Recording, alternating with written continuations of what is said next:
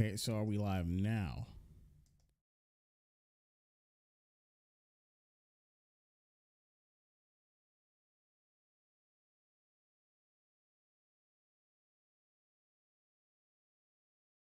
Okay, we're we're live now. Oh my god.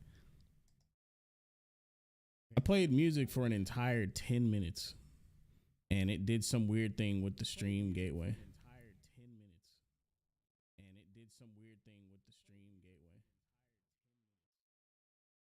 Yeah, it's all good.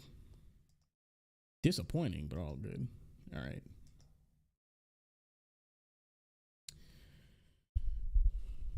Okay. What's going on, dear viewers? This is your gracious host, Kaine Walker, once again with another episode of the Monkey Paw, where we document the downfall of mainstream Western entertainment. Neither of my co-hosts will be joining me tonight. This is going to be a solo show, mostly because I want to make up for the episode that we missed either last week or the week before. But either way, unfortunately, this episode is going to start on somewhat of a somber note, but it'll drift into bittersweet territory right after that, because as many of you already probably know, if you're half of an anime fan and haven't been living under a rock for the last couple of days, if I can get the feed to show up here. Here we go. Anime legend Akira Toriyama has passed away. They waited a week to announce it, which means I actually ended up hearing it on my birthday. Kind of sucked, but he passed away on March 1st of this year. And I will be reading his obituary from shonenjump.com. Here we go. Akira Toriyama, whose many works were published in Jump magazine, has passed away. The entire Shueisha editorial department is deeply saddened by the news of his sudden passing. Dr. Slump, Dragon Ball, Sandland, the manga drawn by him, have transcended national borders, and been read and loved all over the world. In addition, the charming characters created by his teacher and his overwhelming design sense have had a great influence on many manga artists and creators. I would like to express my gratitude to him for his great achievements and pray for his soul to rest in peace. Weekly Shonen Jump Editorial Department 5, Jump Editorial Department, Jump SQ, Editorial Department, Strongest Jump Editorial Department, Shonen Jump Plus, Editorial Department. We received comments from Bird Studio Company, Ltd, / Capsule Corporation Tokyo, Co. Ltd, and people who were close friends with the professor. To all fans and related parties, this is a sudden announcement, but manga artist Akira Toriyama passed away on March 1st, 2024 due to an acute subdermal hematoma. He was 68 years old. It's a shame because he had a lot of work to do and there were still things he wanted to accomplish. However, the deceased left behind many works as a manga artist. His support for many people around the world has enabled him to continue his creative career for over 45 years. I sincerely hope that the unique world of Akira Toriyama's works will continue to be loved by everyone for a long time to come. We are deeply grateful for his kindness during his life, and we would like to respectfully inform you of this. His funeral was held only by his close relatives. Due to his wish for peace and tranquility, we will decline any condolences, offerings, flowers, etc. for him. We kindly request that you refrain from conducting interviews with his family. Future farewell parties, etc. have not been decided, but we will let you know as soon as they are decided. Thank you for understanding. March 8, 2024. Bird Studio Company, Ltd. Capsule Corporation Tokyo Company, Ltd. Yuji Horii. I am still in disbelief at the news of Mr. Toriyama's death, which was so sudden. I've known Toriyama-san since I was a writer for Shonen Jump, and with the recommendation of Toriyama-san, the editor in charge, I decided to ask him to do the game's illustrations when I launched Dragon Quest. In the 37 years since then, I have been involved in character designs, monster designs, and countless charming characters. The history of Dragon Quest is based on Toriyama's character designs. Toriyama-san, the late Sugiyama Sensei, were friends who worked on Dragon Quest for a long time. That he would die, I don't know what else to say. I'm really, really disappointed. Dragon Quest designer Yuji Horii.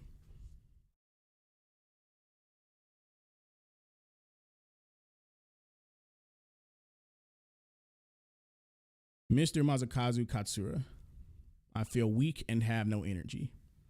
I don't want to comment on things like this, but I'll write something.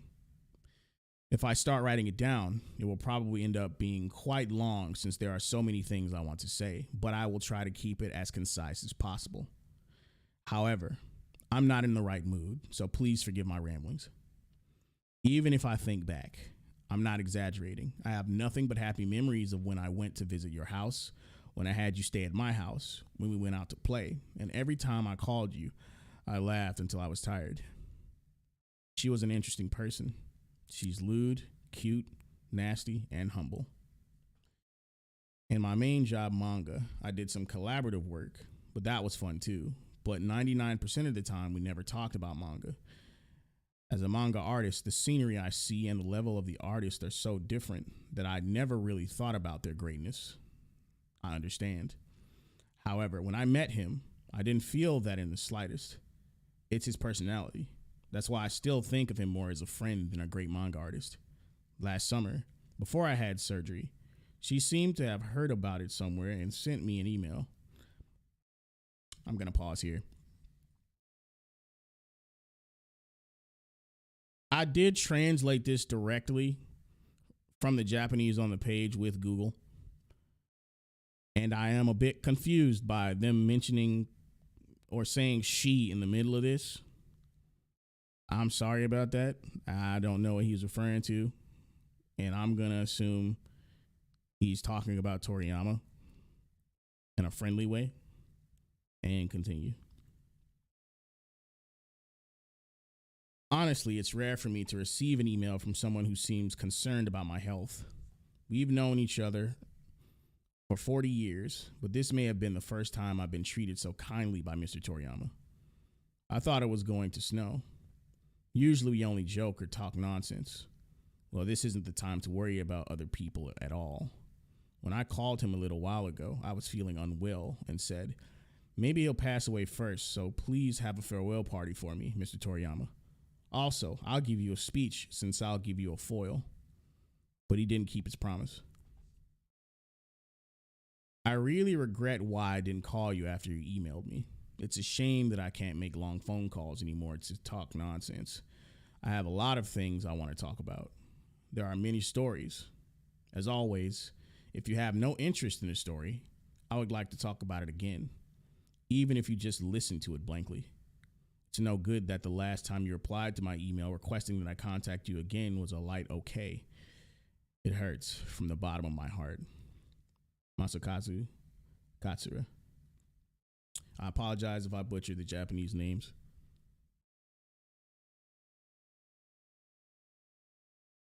Mr. Ichiro Oda. It's too early. The hole is too big. The thought of never seeing you again fills me with sadness. I've admired you so much since I was a child. And I even remember the day when you called me by name for the first time. I also miss the day when I had a great time with Mr. Kishimoto on the way home from the day when he used the word friend for us. I also remember the last conversation we had. He is one of the people who took the baton from an era when reading manga would make you stupid and created an era where both adults and children read and enjoy manga. He showed us the dream that manga can do things like this and that we can go to the world. He gave it to me. It was like watching a hero push forward. Not only manga artists, but creators active in all industries. The excitement and incitement of his Dragon Ball serialization is probably rooted in their childhood. That existence is a great tree. For manga artists of my generation who have stood on the same stage, the closer I got to Toriyama's works, the more I realized that they had a greater presence. So scary. But I'm just happy to see the easygoing man himself again, because we love Toriyama Sensei on a blood level. I would like to express my respect and gratitude to the world of creativity left behind by Professor Toriyama and pray for his repose and peace. I hope that heaven will be a pleasant world just as you envisioned it.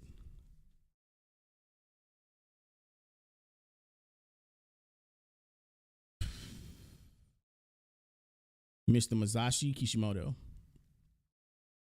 Honestly, I don't know what to write or how to write about something so sudden. However, for now, I would like to express my thoughts and feelings to Toriyama Sensei, something I wish he would have asked me someday.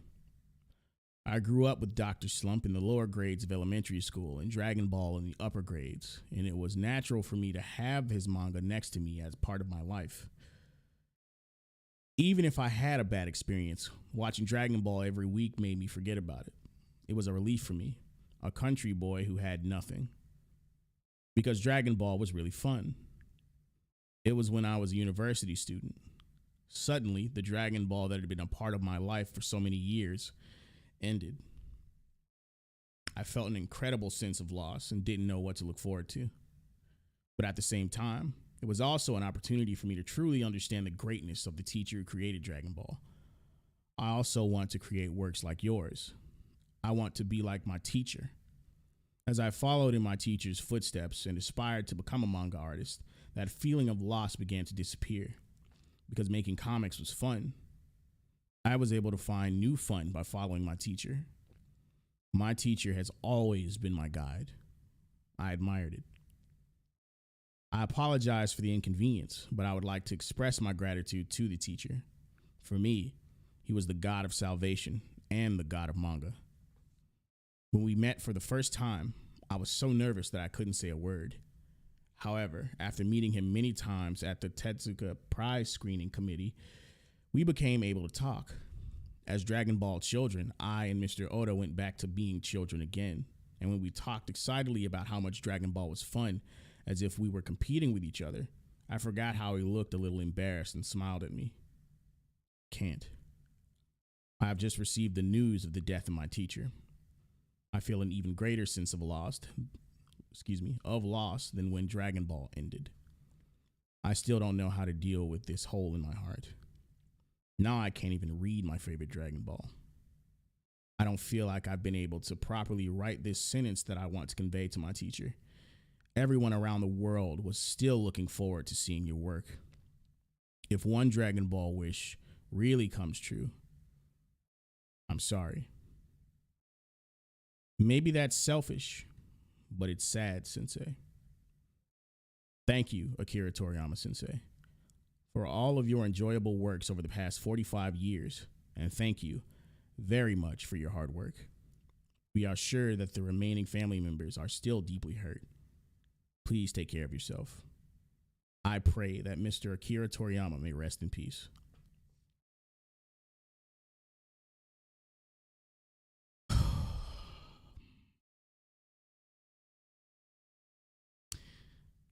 That was pretty heavy.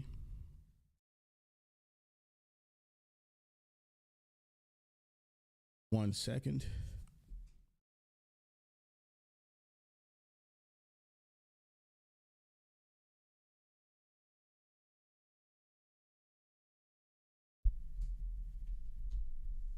There's an echo? God.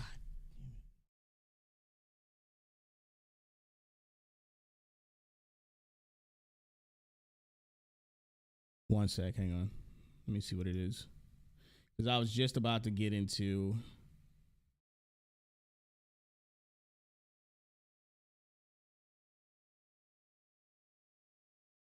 about to talk about how much of a fan of Dragon Ball I was. I don't want to do that when the audio is echoing.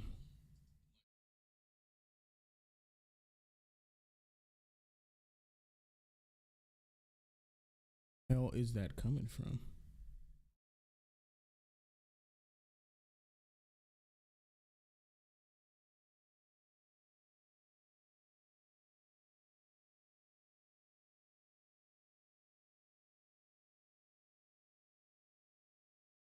Toast, do you still hear an echo?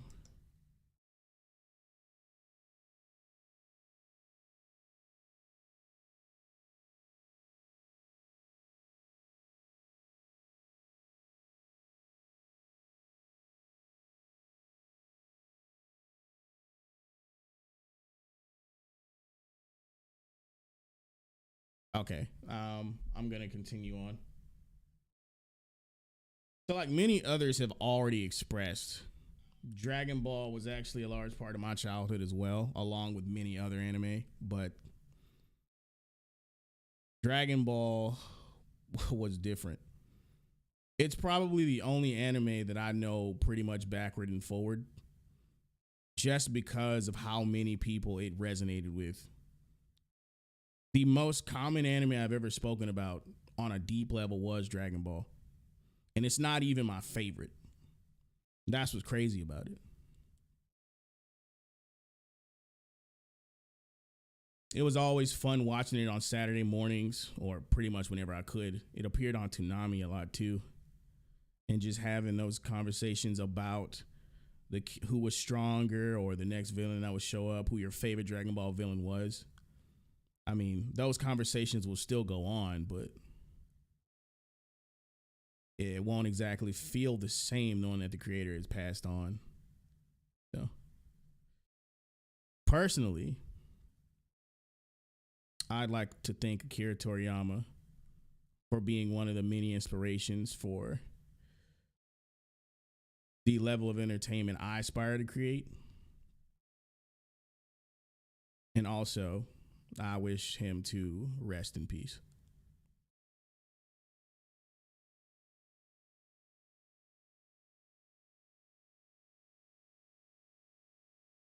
I just wanted to do that before we got into the other topics for tonight related to Sweet Baby Inc. because they've been making the rounds in the news cycle, quote unquote news cycle. And of course, they also had something to say about Toriyama's passing. But before we get into that and how disgusting it is, I'm going to break down exactly what this company is about once again so that they can't gaslight us into oblivion like they've been trying to do on Twitter, even down to the jargon they use in their tweets and the content of their speech. So here we go. This article from Kotaku says Sweet Baby Inc. doesn't do what some gamers think it does. No, one company isn't forcing diversity into all your favorite video games. I don't think anyone actually claimed that. I don't think they claimed it was one company. They just confirmed that you are one of the companies doing so. But let's continue. Sweet Baby Inc. is not the largest narrative design company in the games industry, nor is it solely responsible for the characters and stories in recent high-profile releases like Alan Wake 2, God of War Ragnarok, and Suicide Squad Kill the Justice League. But good luck telling some gamers that. Late last month, one of the company's consultants discovered a Steam group dedicated to detecting games that Sweet Baby Inc. has worked on. Why is detecting in quotation marks? That's exactly what they're doing. They do their homework on who produced the game, and if your name shows up, you go on a list. That's exactly what they're doing. The purpose? To encourage people to avoid those games because the group had deemed SBI as pushing a woke agenda by working toward greater diversity, equity, and inclusion. These three words right here, these are buzz terms used by woke people, like without fail. But let's see them try to deny what they're doing in front of our faces. The Steam group now has more than 100,000 followers and its own Discord that boasts nearly 2,000 members. But this ire against Sweet Baby Inc. and DEI initiatives in general isn't new. In October 2023, Kiwi Farms Post shares similar sentiments, stating that the company's involvement in Remedy's award-winning 2023 action game, Alan Wake 2, was possibly one of the biggest scandals in gaming history. Is this relevant? It says read more. We have to. Nope, that's not relevant. I'm not going to click it. I'm definitely going to keep it to a minimum of how many articles I take from these compromised game journalism sites, because they don't deserve your clicks. But this was worth covering. I always try to go to an alternative to get it from, because basically these articles are on the side of gamers and not games journalists and companies like Sweet Baby Inc. So if I can help it, I'm going to be taking articles from those sources, not anyone else. Not be giving them my custom.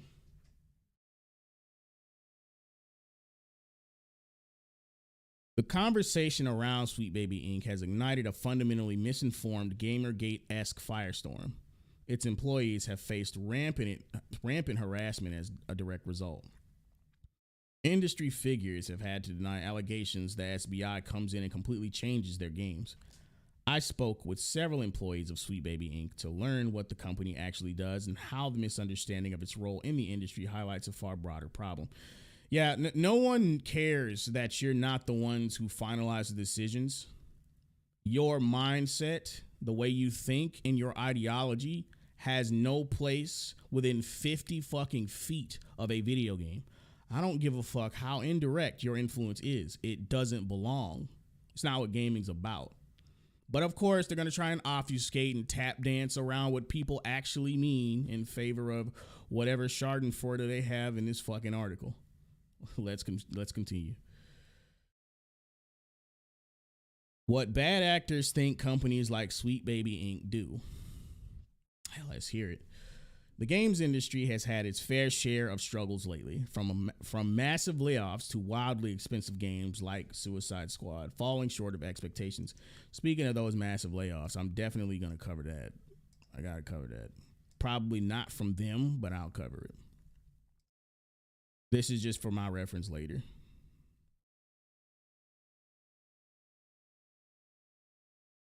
According to the loudest members of the Sweet Baby Inc.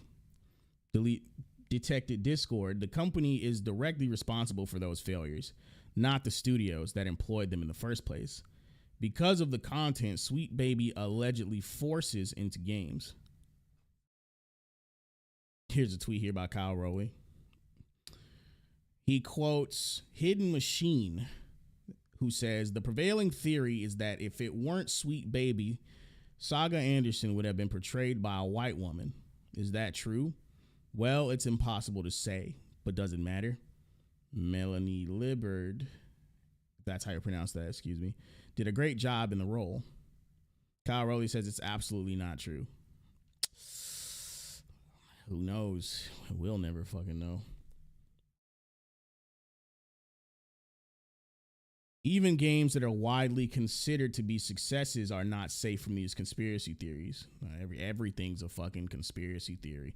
Even things you say out loud and don't do in secret are somehow conspiracy theories. You know what I mean? You literally tell everyone what you do as a company, but everyone who reads your fucking website is a conspiracy theorist. Right? Also, we've been over this. A game having a bunch of sales doesn't make it a success. It doesn't. Entertainment is only about how much money something makes to the people who make it. To the people who consume it, success is about how well it is received by fans. That's really the only metric of success that matters, to be completely honest. Alan Wake 2 game director Kyle Rowley took to X, formerly Twitter, on March 3rd to dispel rumors that Sweet Baby was the reason protagonist Saga Anderson was black. A rumor first traced back to the aforementioned October 2023 Kiwi Farms post. It's absolutely not true, Rowley wrote, but Rowley's concise statement and similar ones made by other industry members have not silenced the conspiracy theorists. I'm willing to bet money that there is like solid proof around this and they're just calling it a conspiracy theory. Of course, I could be completely wrong. I don't care. I trust whatever nebulous theories that people other than Sweet Baby Inc. make up more than I trust Sweet Baby Inc. And if I am wrong, whatever. But I'd rather bet against the people who aren't them. Bet for, in favor of. On March 5, I managed to spend an hour or so in the Sweet Baby Inc. detected Discord before I was booted from the space, likely because I identified myself as a Kotaku journalist, as they should. In it, members shared posts referencing Feminist Frequency founder Anita Sarkeesian, Marcus Aurelius quotes, and pictures of idealized female bodies in games. One image showed several pictures of the protagonist Eve from Korean developer Shift Up's upcoming action game Stellar Blade, juxtaposed against female characters from Overwatch, Forspoken, and Life is Strange. Embrace tradition, reject modernity is emblazoned on the collage. Almost 2K members. There are already a bunch of infiltrated people here screenshotting everything. Sadly, so just keep it cool, brothers. Oh, that was a comma, not a period, excuse me. We can't let this server or Steam group get taken down. That's all I ask. Keep it cool. Read a post from March 4, which was shared again on March 5. Several people in the Discord expressed concerns about glowies, a term coined by members of the far right, for those suspected of being federal law enforcement officials or their informants attempting to infiltrate their online spaces and set them up for legal consequences. Oh God, I'm definitely not referencing that. The read more. Two members that spoke with me via Discord DM shared similar sentiments about why they believe the Steam page and subsequent Discord are important. They can identify games that were developed with support from Sweet Baby Inc. and make an informed decision when purchasing them. Why are these things in quotes? Like, why? Like, I get you're trying to be condescending, but it's not working. Do they identify those games or not? Is it an informed decision or not? They already know what you're about. So if they don't fuck with what you're about, they don't want to buy your games. It's that simple. Sweet Baby Inc. is a symptom of other ideological worldviews that I believe have taken hold of the Western world, media, and gaming as a whole. A 31-year-old member of the Discord told me, who cares? Why was their age necessary to be revealed? He also insisted, without providing evidence, that Sweet Baby Inc. adds race and identity group quotas to everything they are involved with. Aha! Guess what, though? We have evidence, and we're going to go through that shit after I think one more article. The CEO literally makes a speech and tells everyone what she does. Like, there's one example where there was this company who had a cast of all white characters, and she immediately says, all right, let's mix it up a bit. Like, what the fuck does that mean? Would you have done that if it was an all black cast? I fucking doubt it.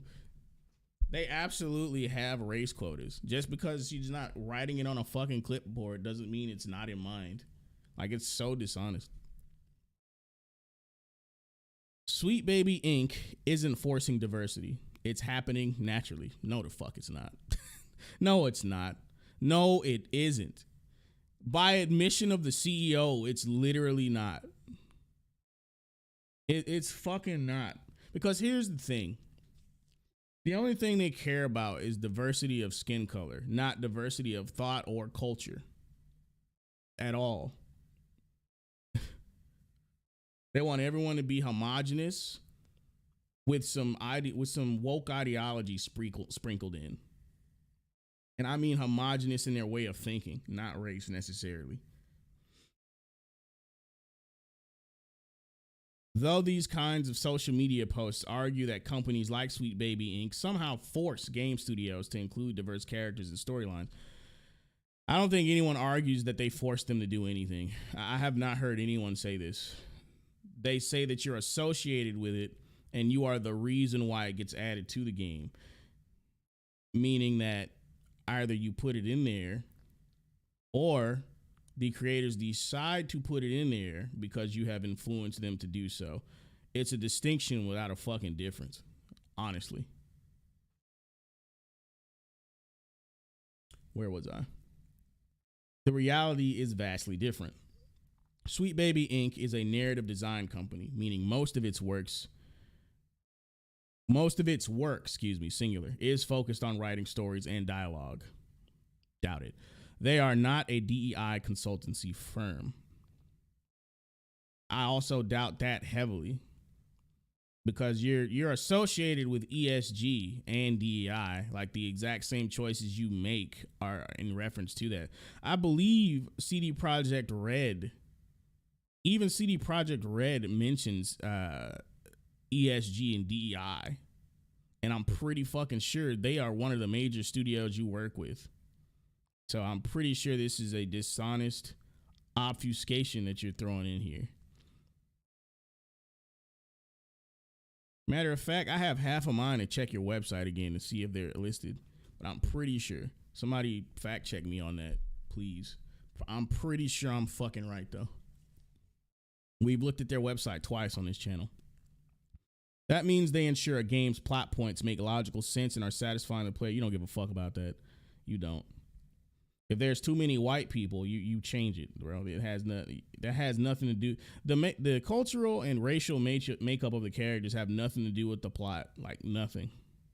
Yet that is something you focus on, and that the characters speak and behave in consistent ways.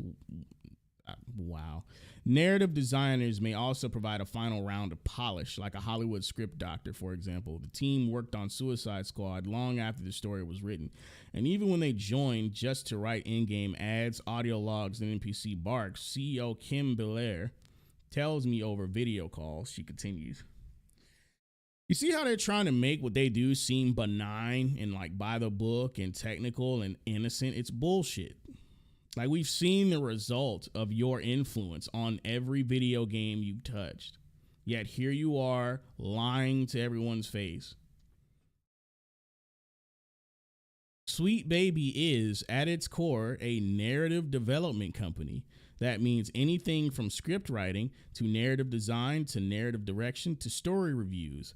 One of the things that we do offer is cultural consultations or authenticity consultations. For us, that generally means that we might be asked to look at a story if there's a character in it who is marginalized in a certain way. That doesn't mean anything. And the studio wants us to connect them with a consultant who can bring a little bit of authenticity. But the perspective is never that we're coming in and injecting diversity. For the most part, it's the reverse. Whatever.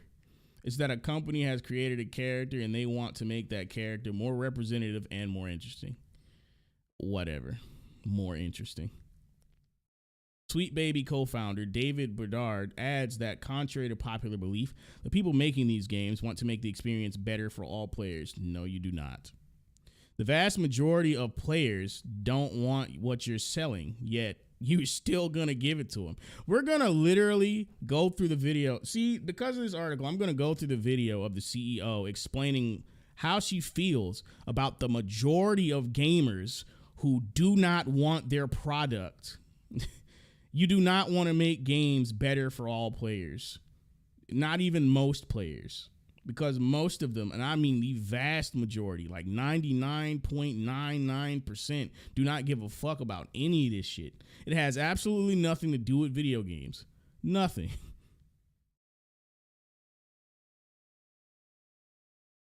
Where was I?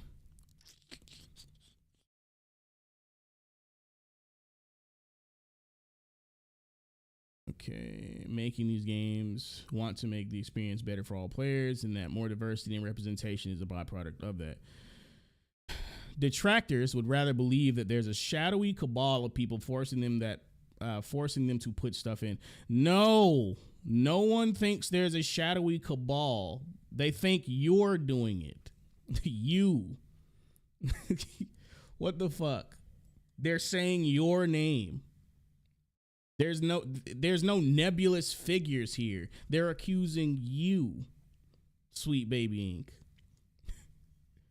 They would rather believe a make-believe fairy tale than accept that, he says.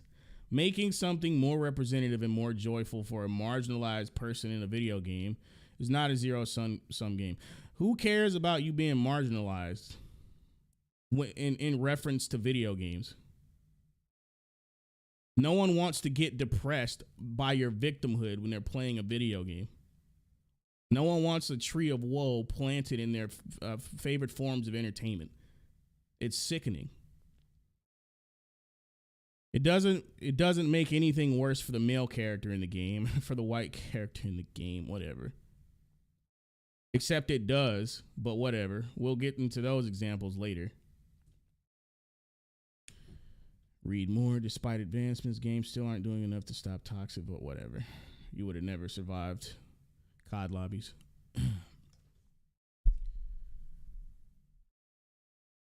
The assumption that team members at Sweet Baby Inc. or any marginalized person for that matter can only offer up content that is based on their identity is incredibly frustrating for the team and for marginalized industry members at large.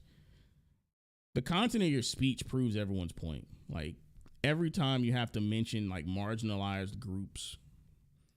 So how inaccurate is the claim that you can only offer up content that is based on your identity? Like, how inaccurate is that if we really assess it? That's the only thing that the CEO talks about in her fucking presentation.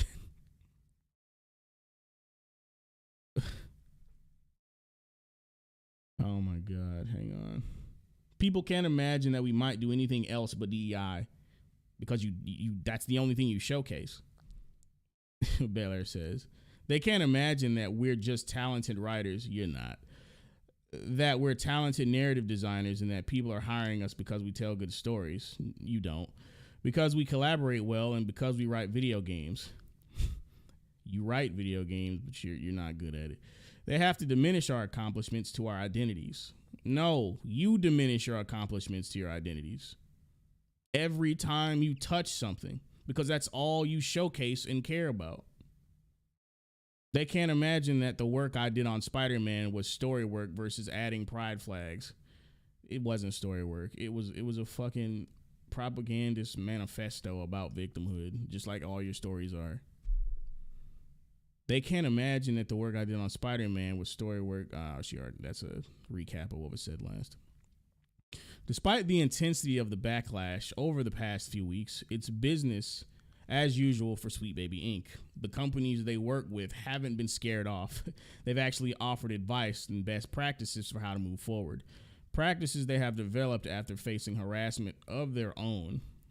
Belair tells me, with that kind of support in their corner and shared love for writing good stories, the team at Sweet Baby Inc. is determined to forge on and keep working on a litany of games, both announced and under wraps.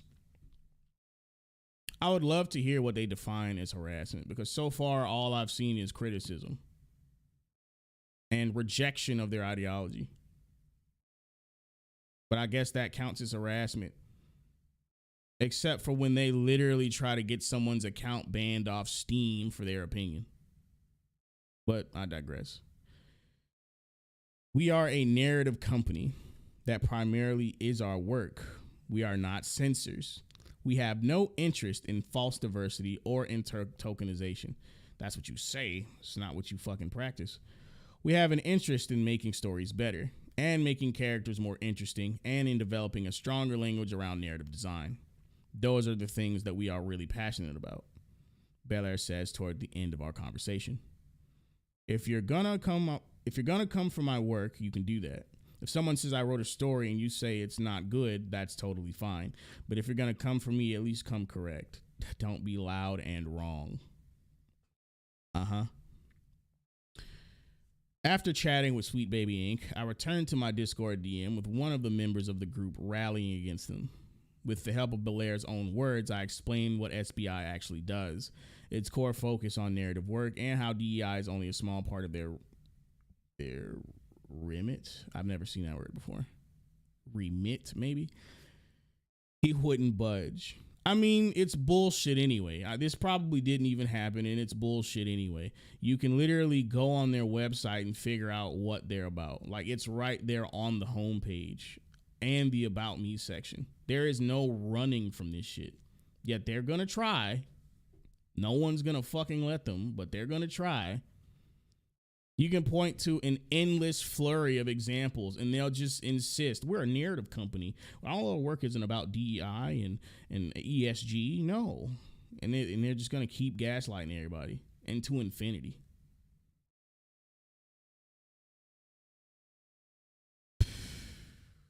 He wouldn't budge. With all due respect, it really just seems like the same thing to me, but just a bit more hands-on in the writing process.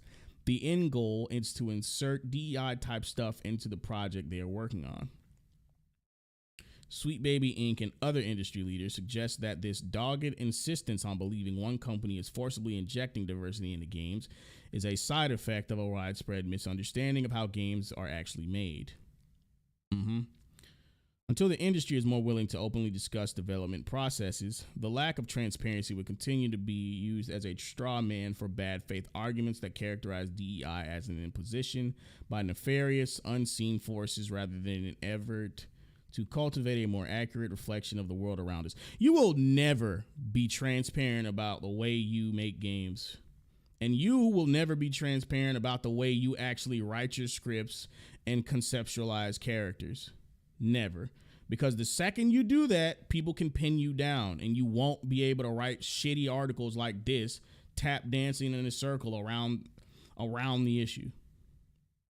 But anyway, there's 415 comments underneath this article. No, we will not go through all of them, obviously, but I do want to take a look at some of them. Oh God. You know what? Bendeloff. You know what? Even if it were pushing a woke agenda, I'd be fine with that.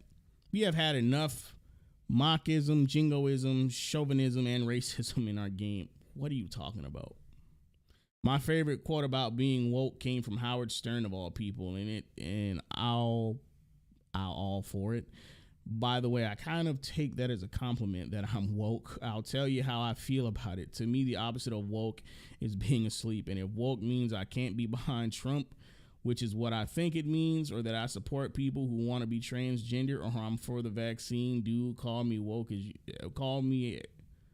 as you fucking want. Wow. Oh, these people seem to be in favor of Kotaku's article, of course. So this person here is commenting on the collage that was made with the attractive women on one side and the ugly women on the other, and reject modernity, embrace tradition in the middle. And he calls them disgusting fucking gremlins. Some of these people are insane.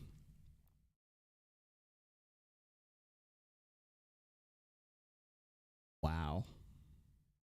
This guy just compared Trump youth and Trump to Hitler in this comment. Beginning to rethink the decision to go through these comments.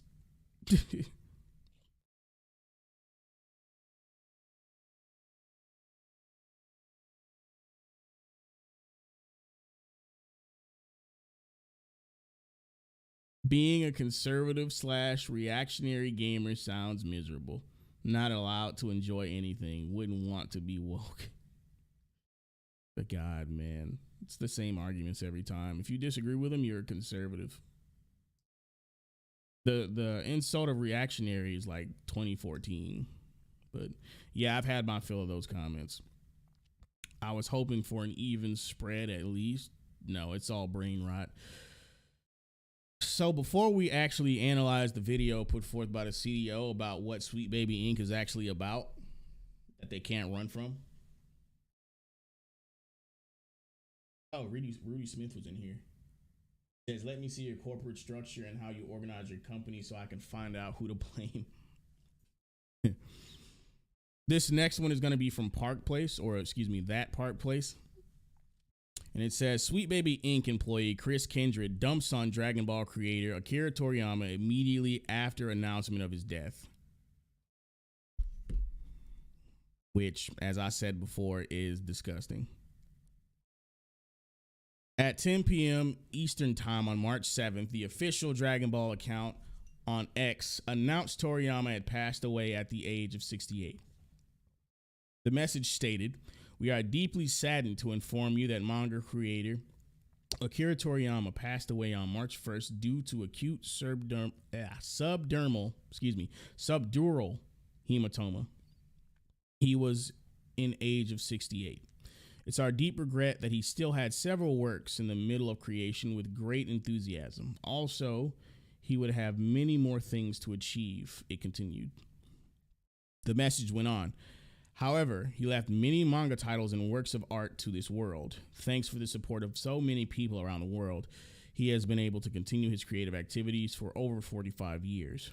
We hope that Akira Toriyama's unique world of creation continues to be loved by everyone for a long time to come.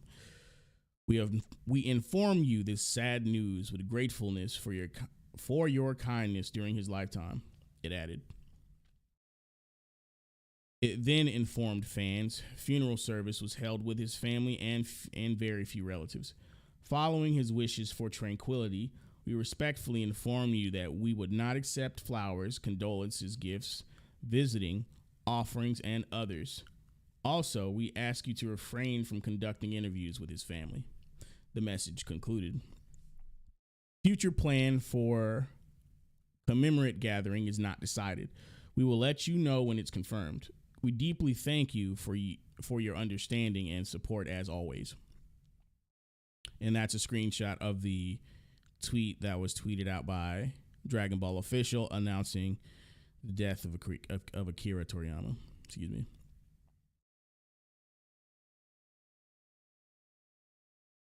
Less than 2 hours following the announcement of Toriyama's death, Kindred took to X to write, "Toriyama gave us the best and worst black characters in anime in the same series. It took range to do that." Numerous individuals took Kindred to task for the post.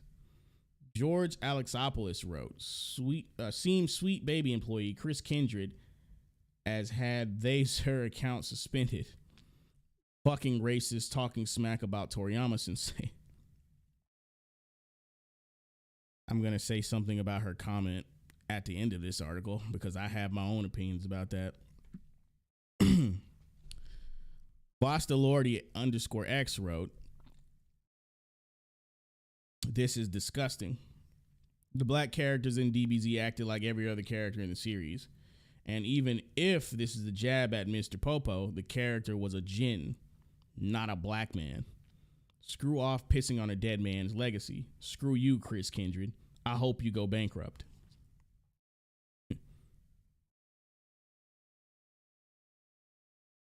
The Duke of Sydney posted, "So Chris Kindred gets suspended for attempting to start a harassment campaign, comes back, and immediately makes the death of Akira Toriyama about race within 24 hours of it being announced. Pure fucking evil. Pure fucking evil." He added, "I don't care if SBI aren't as controlling in the writer's room. If this is how their employees act, and there are other cases, if this is the kind of person games journalists want to protect, if this is your average employee, SBI needs to crash and fucking burn." What do you make of Kindred dumping on Akira Toriyama immediately following the announcement of his death? I will tell you what I make of it. She's retarded. There's no other way of putting it. Literally, if you Google black Dragon Ball characters right now, like half the list isn't even really black characters. There's literally 2 characters in all of Dragon Ball that you can safely say are black. And that is, I forgot his name. There was one guy who worked for the Red Ribbon Army, and there was another guy who kind of looks like the guy from the Red Ribbon Army named Killa, who fought in one of the tournaments, I believe. Every other character that everyone says is black, but they don't fucking know if they are at all. We'll get the joke characters out of the way first because they're obviously jokes. Mr. Popo and fucking Piccolo, that's clearly a joke, obviously. But the characters that everyone... All right, before I name these characters, I don't know what it is about black anime fans specifically. any character that is vaguely fucking brown, regardless of whether or not they actually have any African or black features, is automatically perceived as black for no fucking reason. And it's kind of fucking annoying. The characters that they claim to be black are one of the gods of destruction who are modeled after Cleopatra, which Cleopatra was Greek. So there's that. We don't know if Hellas is black at all. We don't know if Oob is black. As a matter of fact, he looks more like Indonesian or Indian. And fucking who else did they say was black? Oh, I already got the joke characters out of the way. That was Popo and Piccolo. So literally 2 characters in all of Dragon Ball that you could safely say are black. Pycon is definitely not black. That's another one that people say is black. He's not. He's a Namekian, I think. But either way, he's definitely not black. So her comment is strictly out of ignorance, and it's one of the stupidest things anyone has ever said about anime, ever. I bet she can't even name any black characters from Dragon Ball, like none. But moving on from that. Oh, General Black and the random character from Dragon Ball Superhero. Dragon Ball Superhero? Okay, I didn't count Dragon Ball Superhero. I didn't count that other Elseworld Dragon Ball story that I can't remember. That featured like Golden. It featured a character named Cumber and Golden Cooler. Forgot what it's called. Dragon Ball something. It was a bunch of Elseworld shit that had a bunch of crazy concepts for Dragon Ball characters. But anyway, I was focused on the original Dragon Ball and Z. So if I missed any from the other iterations of Dragon Ball, that's my fault. But regardless, Dragon Ball, Z, and Super. But regardless, that's my fault if I missed any from the Elseworld shit. But either way, my point still stands. And now we're gonna sort of kind of juxtapose that Kotaku article with the words of the CEO herself of Sweet Baby Inc. Another article from that Park Place. Sweet Baby Inc. CEO and co-founder Kim Belair compares white male gamers to picky babies. Oh shit. So that other chick wasn't even the CEO on Twitter talking shit. That was somebody else. So if I said that was the CEO on Twitter, I take that back. That was wrong. That was somebody else. That was an associate or employee of Sweet Baby Inc., not the actual CEO. But all the comments I referenced did come from the CEO, not the tweets, though.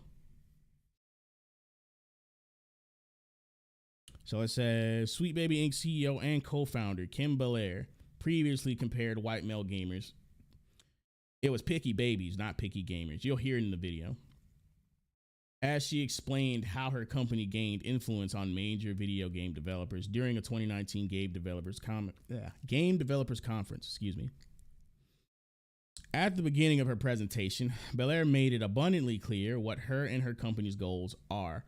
We do narrative development in games and kind of beyond, and we try to bring inclusion, diversity, and new ideas kind of to the industry. Later in her presentation, she also confirmed the company acts as sensitivity readers for video games, saying we need sensitivity readers. We need risk assessment. And these are important services that I literally list on every PDF that I send out to be like, hey, I can do risk assessment and sensitivity reading. So these are 2 terms that I, as a writer, and this as a writing channel, can speak to. I'll get into how I feel about these terms in a second, and it might be during the actual breakdown of this video, which is 30 minutes long, and I plan on, let me check time. Oh yeah, doing the entire thing. We're going to go through the entire thing. I was debating whether or not I wanted to do that. I'm at risk of an impassioned rant if we do it. because the first time I watched this by myself, I was damn near sent into a blind rage, but I'm gonna do it. Fuck it, we'll do it live. Or we'll do it live, fuck it is actually the original quote, but whatever. I'm gonna see if I want to read the rest of this before I get into it. Matter of fact, nope, let's just jump right into the video.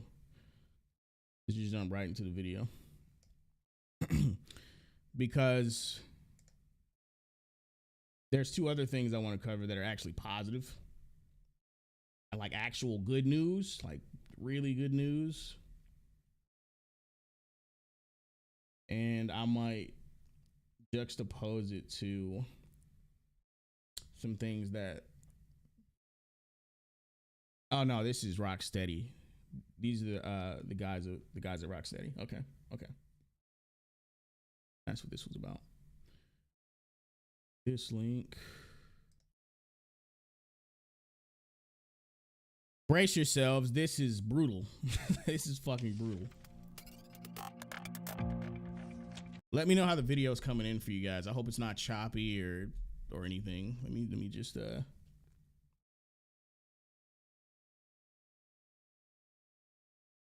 ahead and do this. Oh Lord, give me strength for this video to not send me to make me mad. Hold on. Okay, so it is in HD. Do I want the fucking subtitles on? They're always terrible. But let's see if they're any good this time. Excuse me, it's 29 minutes and 1 second. Let's go.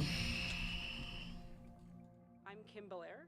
I'm a writer, I'm a narrative designer, I'm extremely nervous, and I'm the co-founder of a little narrative development company called Sweet Baby Inc.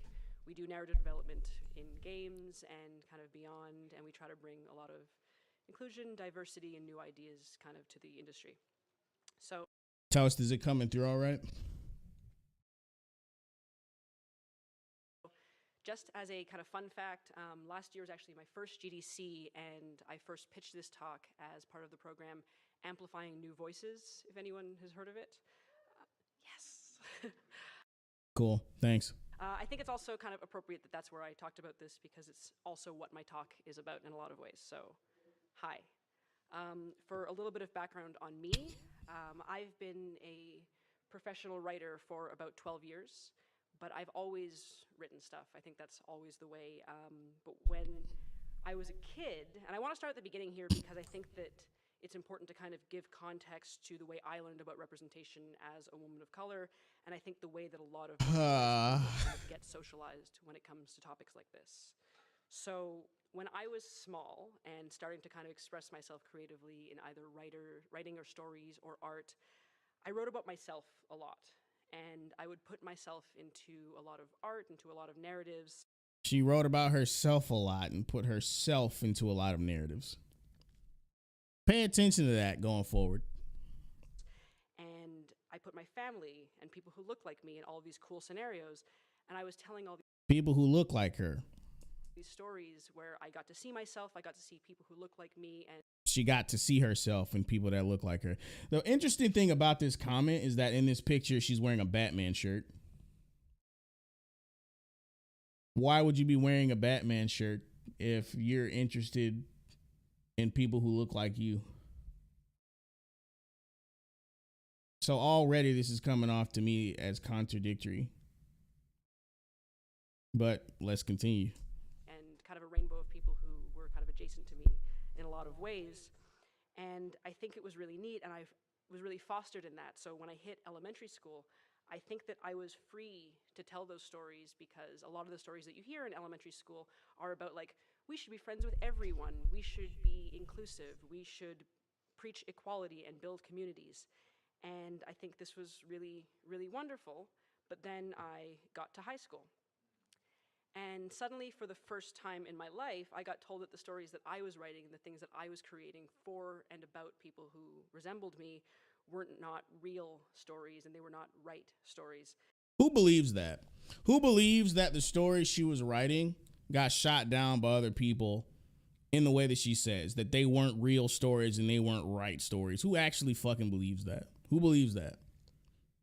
Who believes she showed her stories to other people and they said these aren't real and these aren't right? Who believes that shit? Honestly. Notice the slide she put up. White men equals art. If this isn't the most reductionist take in regard to art I have ever heard, then fucking shoot me. White men equals art. That's what she claims she was taught in high school. And this was to the point that I received a list that I'm sure many of you have received that was, here's a list of authors and stories that are legitimate. Here's a list of people and stories that are. I've gotten lists of authors and stories before, and that's never been how they were presented to me, ever. They have never told me this is a list of stories that are legitimate, ever. Like, that's never been how it's presented to me. They just showed me prominent figures in the world of literature. The reason why most of these writers happen to be white is because the English language is essentially the birth of modern literature. Correct me if I'm wrong. And English people happen to be white. It's not English's fault that it grew to become the most expressive language on earth. Many cultures from all over the world have expressed the limitations of their native languages to the point where there are concepts that they feel or think that they cannot express due to those limitations with their native tongue. So what the fuck do? They learn English. Because with all the drawbacks that come with English and its redundancy and words that are basically useless, words that have a billion syllables, that have alternatives that have way less syllables, words that mean the same thing, words that contradict the rules of the use of the language in syntax, like I before E except after C, when there's a whole bunch of words that don't follow this rule. Even with all those drawbacks, it is the most versatile language on earth in regard to storytelling. It's not the English's fault that they were born white. This is a backhand to literature and art. It's fucking disgusting. And it offends me, honestly. It should offend anyone who considers themselves a fan of literature. That are important. And as you can imagine, they were, mostly men and almost exclusively white. And so were the subjects of all these stories, with a couple exceptions of people who were there to teach lessons. The exceptions don't matter, by the way. It's not enough that people who aren't white or aren't male and create art and literature exist. There's not enough of them. The problem with nebulous declarations like that, which she didn't say this directly, but it's implied, she just glossed over the fact that there are exceptions, as she just admitted. The problem with declarations like this is that it has no end. You keep chanting, there's not enough, there's not enough, there's not enough, until before you fucking know it, the minority is disproportionately represented. People complain about this when it comes to the depiction of same-sex couples in entertainment now, and in commercials and all sorts of other things. From that, you can deduce that the only problem with it is that they're not the majority. They wish they were the majority. And the moment they became the majority, they would not fight in the inverse for the new minority. They never fucking would. They would go on as if they never became disproportionately represented from the majority. And it would be okay that they overshadowed the majority of the normal default worldview, quote unquote. Let's continue. To the white male characters, or people who were there to express pain, or people who were there to be the target of some kind of hate or conflict. And if we ever did read, here's a book by like an African-American author, here's a book by a woman, here's a book by a Japanese author, it was for a lesson that was about, this is what life is like as a woman, this is what pain and suffering is like as a black person, this is what pain and suffering is like as a Japanese person. And so through that, and kind of unconsciously, I started to learn that book. Yeah, let's boil down the entirety of minority art and literature to victimhood. To here's what pain and suffering is like being us. This is why we don't want them near anything, because this is the extent of the story they can fucking tell. Pain and suffering. Woe is me. Oh, my group of people is so disadvantaged. Do you have any fucking fun? Do you do anything fucking exciting? Do you overcome a challenge? Do you stop being a victim? No. So why the fuck would anyone get off of work working 8 to 12 hours at a job they fucking hate, crack open a beer, and pop in a game written by fucking Sweet Baby Inc. if all they're gonna get is more shit that they don't like? More shit to affect their mood in a negative way after their boss just got on their ass over some dumb shit at work. This piece of shit customer that comes in every day, always raising hell over nothing. They want to kick back in their fucking lazy boy chair, crack open a Corona, because we can't say Bud Light anymore. Fuck them. They turned on their customer base. And play some fucking video games. Why would they play your game when they can escape and play a game about some shit that has nothing to do with pain and suffering and misery in the context of real world issues? Or your particular group of people suffering round the clock fucking misery porn. Who wants that? Let's continue. Books by and about white men were literature. They were classics. They were important. And everything else is just special interest. They're very, very niche. And then meanwhile, there's like a young me. And all I wanted out of this whole life was to be a writer. And I wanted that so bad that I kind of said, okay, well, what do I need to be legitimate? And I just internalized everything that I had learned. And I did that for years. And I spent like actual years just writing about white men. Because I thought, okay, I'm making art now. Because white men. Because I thought, okay. I'm going to pull it back. Just writing about, I spent like actual years, and I did that for years, and I just internalized every ad out of this very, very niche. And everything were literature. They were classics. They were important. And everything else is just special interest. They're very, very niche. And then meanwhile, there's like a young me.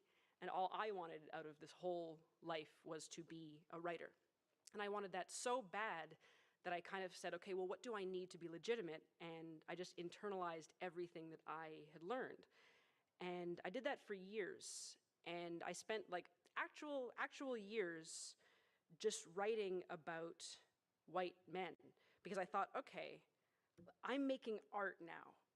Yeah, so the second she started writing about white men, she felt like she was doing something legitimate. This is projection. That's all this is. She's attributing this thought process to the influence of other people. She's saying other people made her think this way. It's bullshit. She only sees legitimacy in white characters. That's why she wrote white men, which, by the way, I don't fucking believe this story at all. But this is why she wrote about white men and felt like she was actually making art now. It's fucking projection. Why is it that you couldn't write about black people like you wanted and feel like you were making art? Why would you let other people's influence, which again, I don't fucking believe this happened, affect what you wanted to write? Why would you take their shitty criticism, which I'm supposed to believe was the majority of the criticism you were getting, as gospel, to the point where it defeated you? And you wrote exclusively about white men for several years. Why would you do that? If you believed in it. Because I can look at the stories that are being told, that are being held up as legitimate and as classic, and they look like the stories that I'm telling.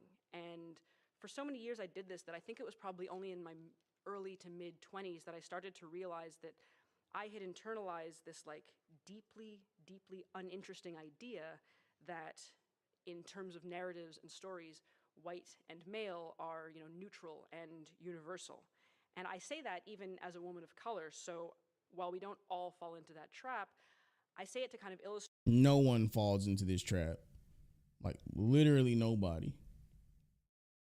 I don't know a single person that thinks only stories about white men are the legitimate ones or are the ones that are universal. That doesn't even make any fucking sense. She expects us to believe that she was convinced by other people that the experience of white males is the default universal experience. Are you shitting me? Illustrate how easy it is, I think, for us to kind of take on that narrative even as people who are marginalized, even as we're fighting. Because we've kind of created this normal that we all unconsciously follow, and it affects us even as we advocate for change. There are things and times, like back in the day, if you'd asked me, oh, are you doing this on purpose? Are you only telling stories that fit the dominant narrative? I would never have said yes. But I think that a lot of people end up doing it even as they're saying we have to do better. And I think that that's actually shown in the way that we manage representation, which we still consider it this like deviation from something that is normal. And representation is this like very, very scary and very uncertain thing.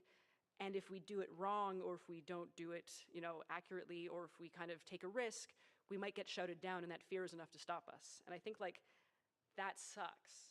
And it's such a bummer because it's the only way sometimes that we end up talking about it. We end up saying, we're gonna share our stories of microaggressions, which I am gonna do today, but we share stories of Microaggressions, more woke buzz terminology, and you wonder why no one wants you writing anything.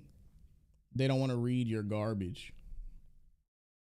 Trauma and of doubt, and when we're dealing with narratives in advocacy, we end up going like, okay, these stories are stirring and they're beautiful, but they're also very sad and very heartbreaking.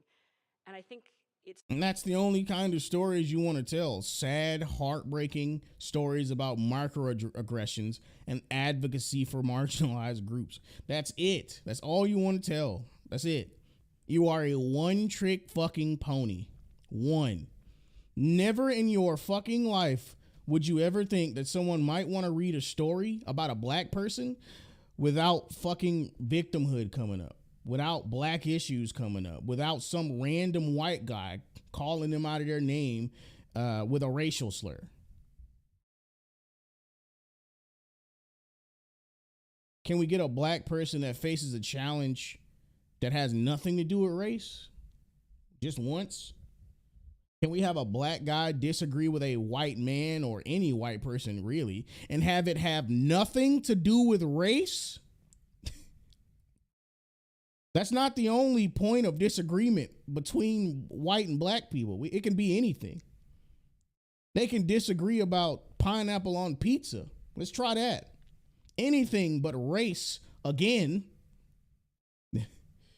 It's important to do that. It's important to share like all of those painful stories if we're going to actually understand the struggle and convey the struggle. But I think today I'd like to take a moment and kind of assume the best, because I want to assume that all of you are here in this advocacy talk because what I've said so far is already familiar, already painful, and I want to kind of assume that you have sat with that, or if it's not your experience, you've already sat and listened to that in other areas. And rather, I think, than spending the next 15 or so minutes kind of sitting in that pain, I want to share some examples from my own experience, and then kind of discuss how we can do better and find different and more interesting ways of talking about this stuff as creatives and as advocates and as people who overall want practical solutions to these kinds of problems.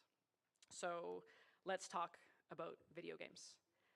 To begin, a lot of the work that I do is in narrative consultation and narrative design, and one of the things that I offer as part of my list of services is risk assessment and sensitivity reading. And so recently I was consulting on a project. Risk assessment and sensitivity reading is the bane of artistic expression, because the only thing that these people care about is whether or not the content of your work offends somebody, not whether or not it's true, not whether or not it addresses a real issue, not whether or not it contributes to the story in any meaningful way, but that someone somewhere may pick up your book, clutch their pearls, lay down on a fainting couch, and be upset for a couple hours after the fact. And honestly, as a practice, I don't really respect risk assessment and sensitivity reading. I don't. Because, how do I put this?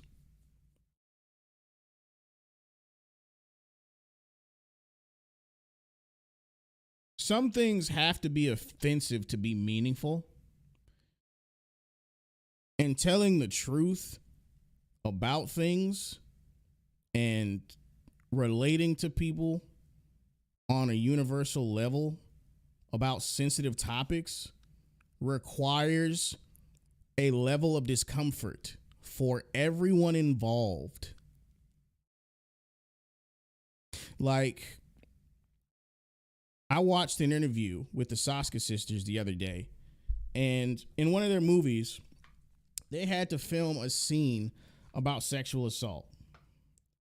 And it was very uncomfortable for everyone. It was uncomfortable for the male actor who had to perform the act.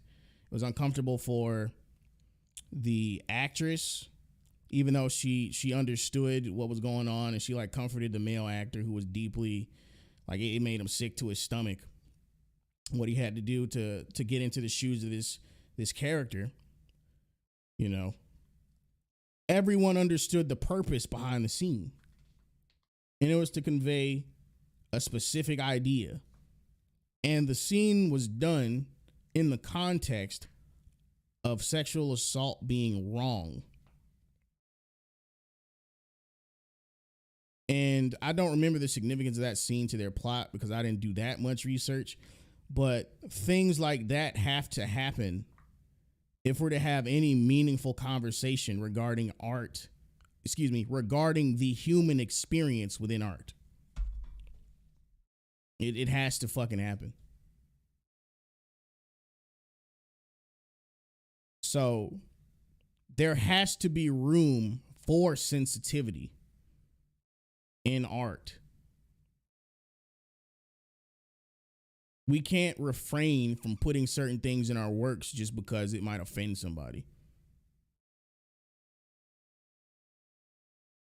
Project that was a dating simulator. And I was faced with a very simple decision point that the writers were trying to achieve. And it was this interaction between the female identified date and you, the protagonist, and you could customize your gender, you could customize your appearance and everything. So the love interest is on a date with you, and they ask you a very simple question, and it's, what was your ex like? Which, pay attention to how outlandish the leap in logic is for such a neutral question. She explained that in this dating sim, you could customize your gender and your character, right? Meaning you could play as a male or a female. What was your ex like is a very neutral question that can be asked to a man or a woman, and they would be able to answer in the same three ways presented by the dating sim, which you'll see in a second. Pay attention to how she makes this about women being offended by some shit when it has nothing to do with that. Because she would never make this argument in the inverse for a toxic boyfriend. Like, she wouldn't. Like the crazy ex-boyfriend. She didn't think that shit would have been offensive. But the crazy ex-girlfriend thing, oh, that's offensive. That could hurt somebody's fifis. Let me put it back in full screen. That was my fault. Is a bit much for a first date, but the player can either choose to say, okay, my ex was a good person, but it didn't work out. They can choose to say, I don't know if I really want to talk about that, or they can choose to say, my ex was a monster. And choosing my ex was a monster, the woman on the date with you goes like, yikes. You must be so immature if that's what you're going to say on a date about your ex. Like, you must be not over this, you must be figuring something out. And I think that you lose favor in that moment with that character. And I can see where the design was. Like, I understand that what they wanted to do was just have a very simple question where if you respond, your ex can, or your date can say, I like that, or I don't like that, or kind of be neutral about it. But I played through that and I realized something that they hadn't really seen, and it's that this question was deeply gendered, despite the fact that they didn't even intend that. No, it wasn't. It wasn't a gendered question. It's a question that can be asked to either gender. It's not exclusive to men or women. So it's literally not fucking gendered, but you're gonna try and make it that way because the thought of a fucking male character calling a woman immature for saying her ex is a monster for some reason offends you, even though you can play as a guy and have a female date tell you the same shit.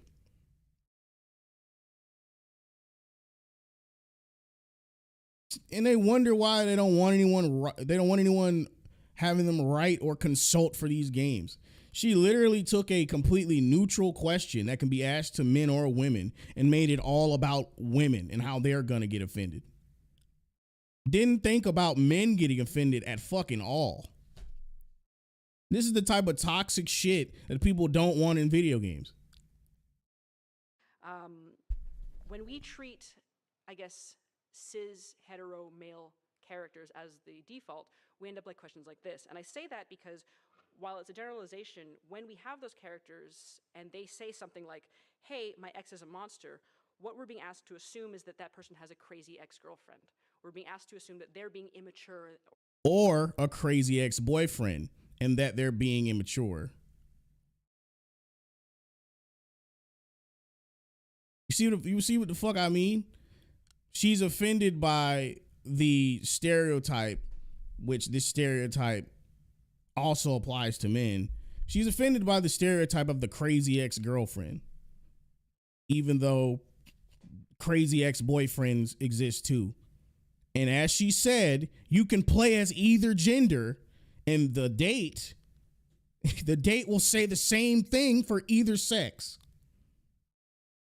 But only one way is it offensive. Or they might have, a real heartbeat at home. It's almost like a laugh line a lot of the time. So I asked, hey, what if I'm playing as a woman? What if I'm playing as a woman and you call me immature? Because what I had to explain very delicately was that if I'm playing as a woman and I'm assuming that I'm interacting with a woman and we don't know about my ex, there's an upsettingly high likelihood that when I say to another woman, my ex was a monster, what I'm referring to was an abusive situation rather than just an immature joke. And so I actually said, you could say the same thing about, here's the thing though, you could argue that same way in the instance of a male, but this never fucking crosses her mind. You see, this is how they advocate for equality, and they're presented an equal situation in which either sex would get the same treatment, and then they immediately try to change it to preferential treatment in favor of women. Like literally. She literally, imagine I'm playing as a woman and I tell you my ex is a monster, and I mean that it's an abusive situation instead of it being a joke. You can literally say that about a guy. Imagine I'm playing as a man and I say I have a crazy ex-girlfriend. I'm saying that's an abusive situation and it's not just an immature joke. Why is this only offensive when it's a woman talking about a guy? You see what the fuck I mean? She thought that shit made sense. This completely neutral question of what was your ex like offends women more than men some fucking how. You know what, though? Don't worry about it. We can create a condition for this, because if you respond to that person by saying, hey, my ex was a monster, what if she digs a little deeper? What if she checks and says, hey, is that a pain point for you? Or says like, oh, is that something touchy for you? Or maybe says like, do you mean that as a flippant remark? Because I think that even though, you know, this game is light, it would be a genuinely important moment to be able to express that sentiment in a game. And you see what the fuck? Do you see the process of what they do? She didn't even realize she did it.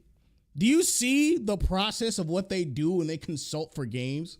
That entire thing I just explained about how she took a completely neutral question and made it offensive to one party or a perceived marginalized group as a sensitivity reader / risk management assessor or whatever the fuck she said. You see this shit? She didn't even realize she did that.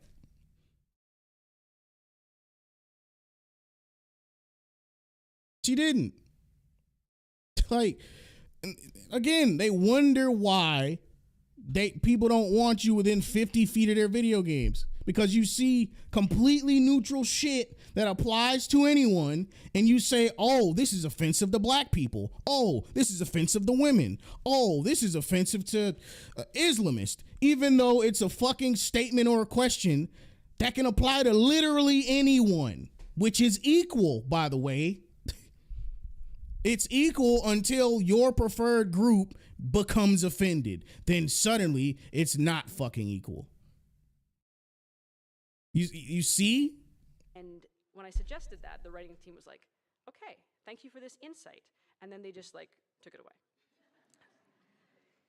They got nervous, and I think that is the problem that we face when we think of representation as a challenge that we just need to like surmount. We could just like go, nope, solved, we did it, because we took it away and we don't have to face it anymore. But I thought here, this was an opportunity for innovation. Here we had the chance to make a woman who has been victimized see herself in a game. We had the chance to make women who have been victimized see themselves in this game, but pulled back. Fuck the men who were victimized. Fuck them. Just the women. Because men don't have crazy exes. Men don't get victimized by crazy or vindictive, violent women. No. Again, here's another thing, right? If I'm a victim of something that I find traumatic, why in the fuck would I want to play your video game to get Vietnam flashbacks about my trauma? Do they even think about this shit when they say it?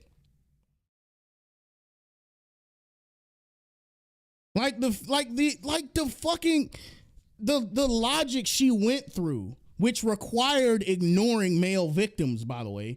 It was a requirement. She took a neutral question, made it offensive only to one party, even though it applies to two parties equally. And at the end of it, she said, we had a chance to make women who've been victimized see themselves. Victimhood. All roads lead to fucking victimhood, bro. All of them. Be able to express something to another woman in a game and kind of actually relate to it. And we had that opportunity, but instead we... Escapism is on life support because of these people. Pulled back because we thought it was safer not to push forward.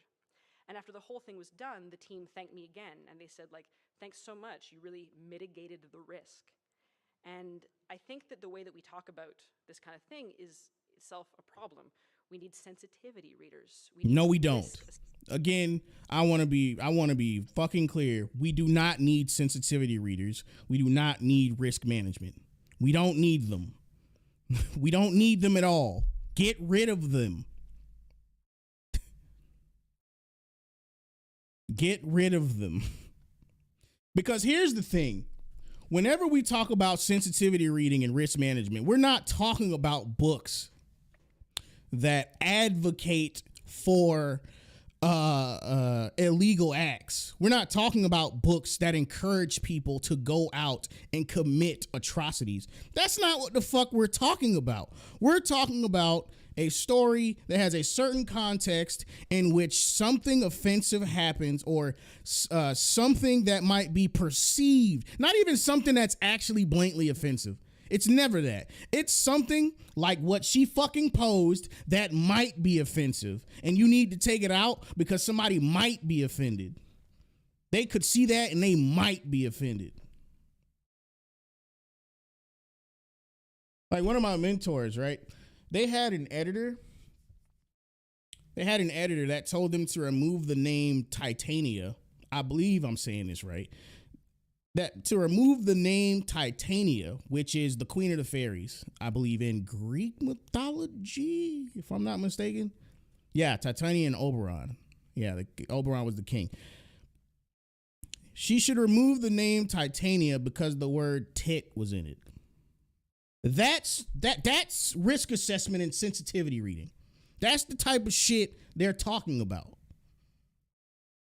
If that's the type of shit I can expect from sensitivity reading and risk assessment, then it can get bent. It could be fucking 86. It belongs nowhere. No one on earth could possibly be this sensitive.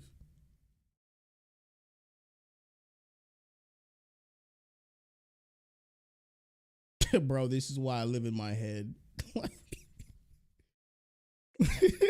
And these are like, again, important services that I literally like list on every PDF that I send out to be like, hey, I can do risk assessment and sensitivity reading. But I think when we do that kind of work and we make it seem like what we're doing is, you know, being very careful, being very scared, we end up just kind of sanding down all the rough edges instead of building something new and building something. No. You don't listen. You don't get to accuse the people who remove the content because of your influence of sanding down the rough edges. That's what you do as a sensitivity reader and a risk assessor. That's what the fuck you do. You take questions that apply equally to both parties and fabricate offense for one party, even though it applies to both of them. You sand down, shit, I can't even say you sand down rough edges. You sand down edges that don't even exist.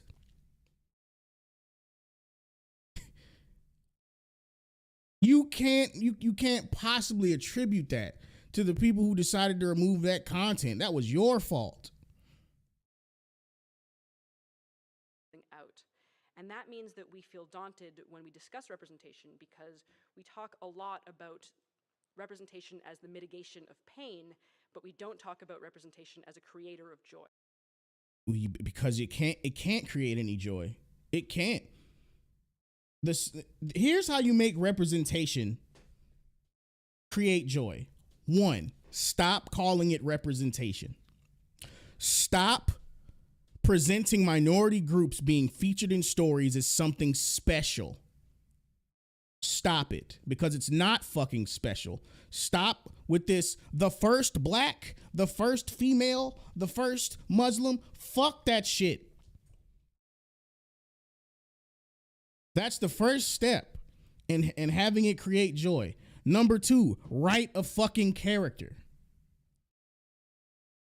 Make their race, sex, religion, nationality as irrelevant to their character as possible, outside of things like patriotism and pride of their culture and shit like that. Make it as irrelevant as possible.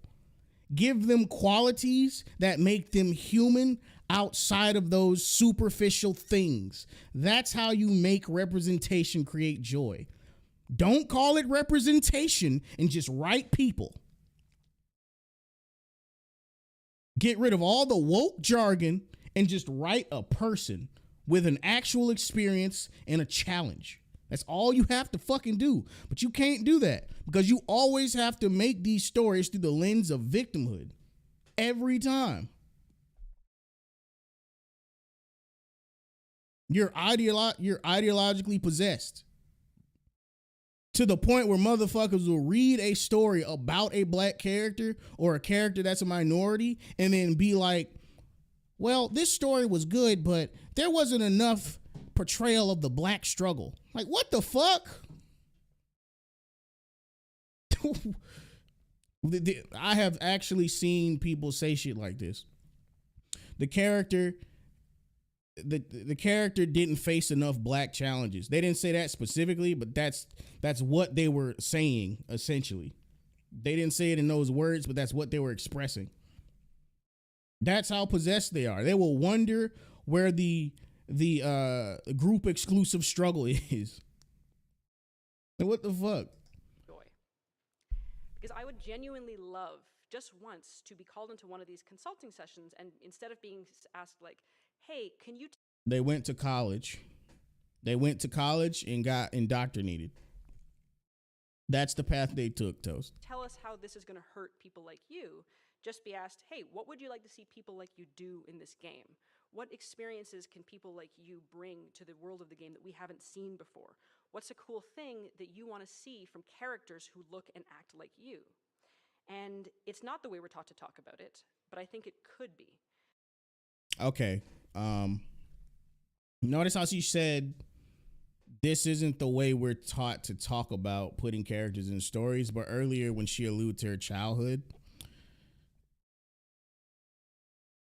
she alluded to writing those stories about people that look like her and putting herself in stories.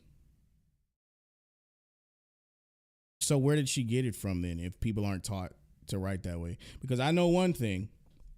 Kids who are taught to write that way don't wear Batman shirts. Kids who are taught to write that way don't watch Dragon Ball. Kids who are taught that they can only relate to characters who look like them don't watch characters that don't look like them. Like, it won't happen.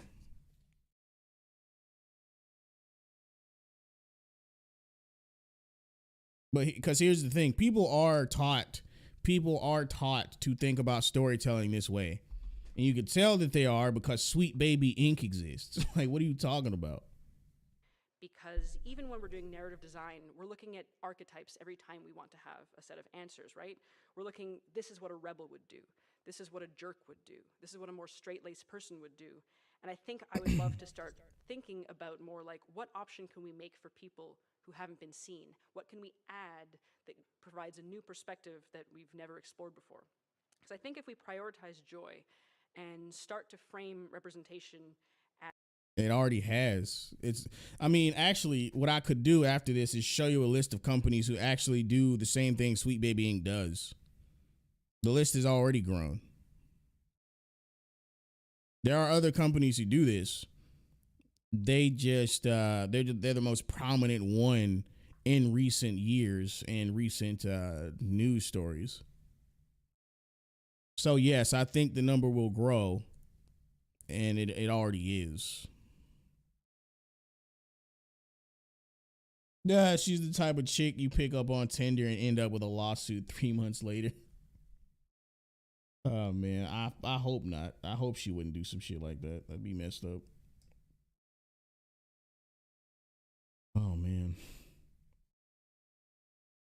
As, a new form of innovation, rather than as pain avoidance and like surface level diversity, we're going to actually start to win a few more battles and generate moments of actual happiness. Start to win a few more avoidance and like surface level. What is surface level diversity? I wish she would have defined that term. Diversity, we're going to actually start to win a few more battles. pain avoidance and surface level diversity. I want her to define that phrase for me.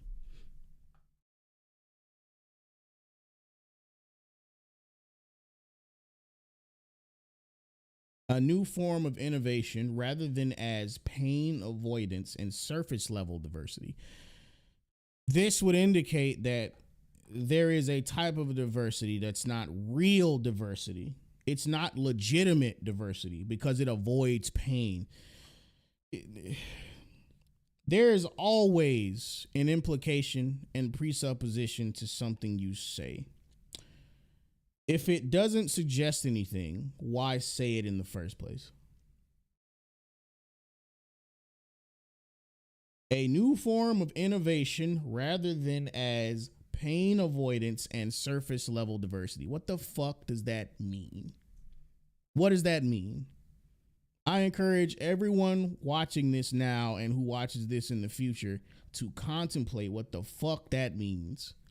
A new form of innovation rather than as pain avoidance and surface level diversity.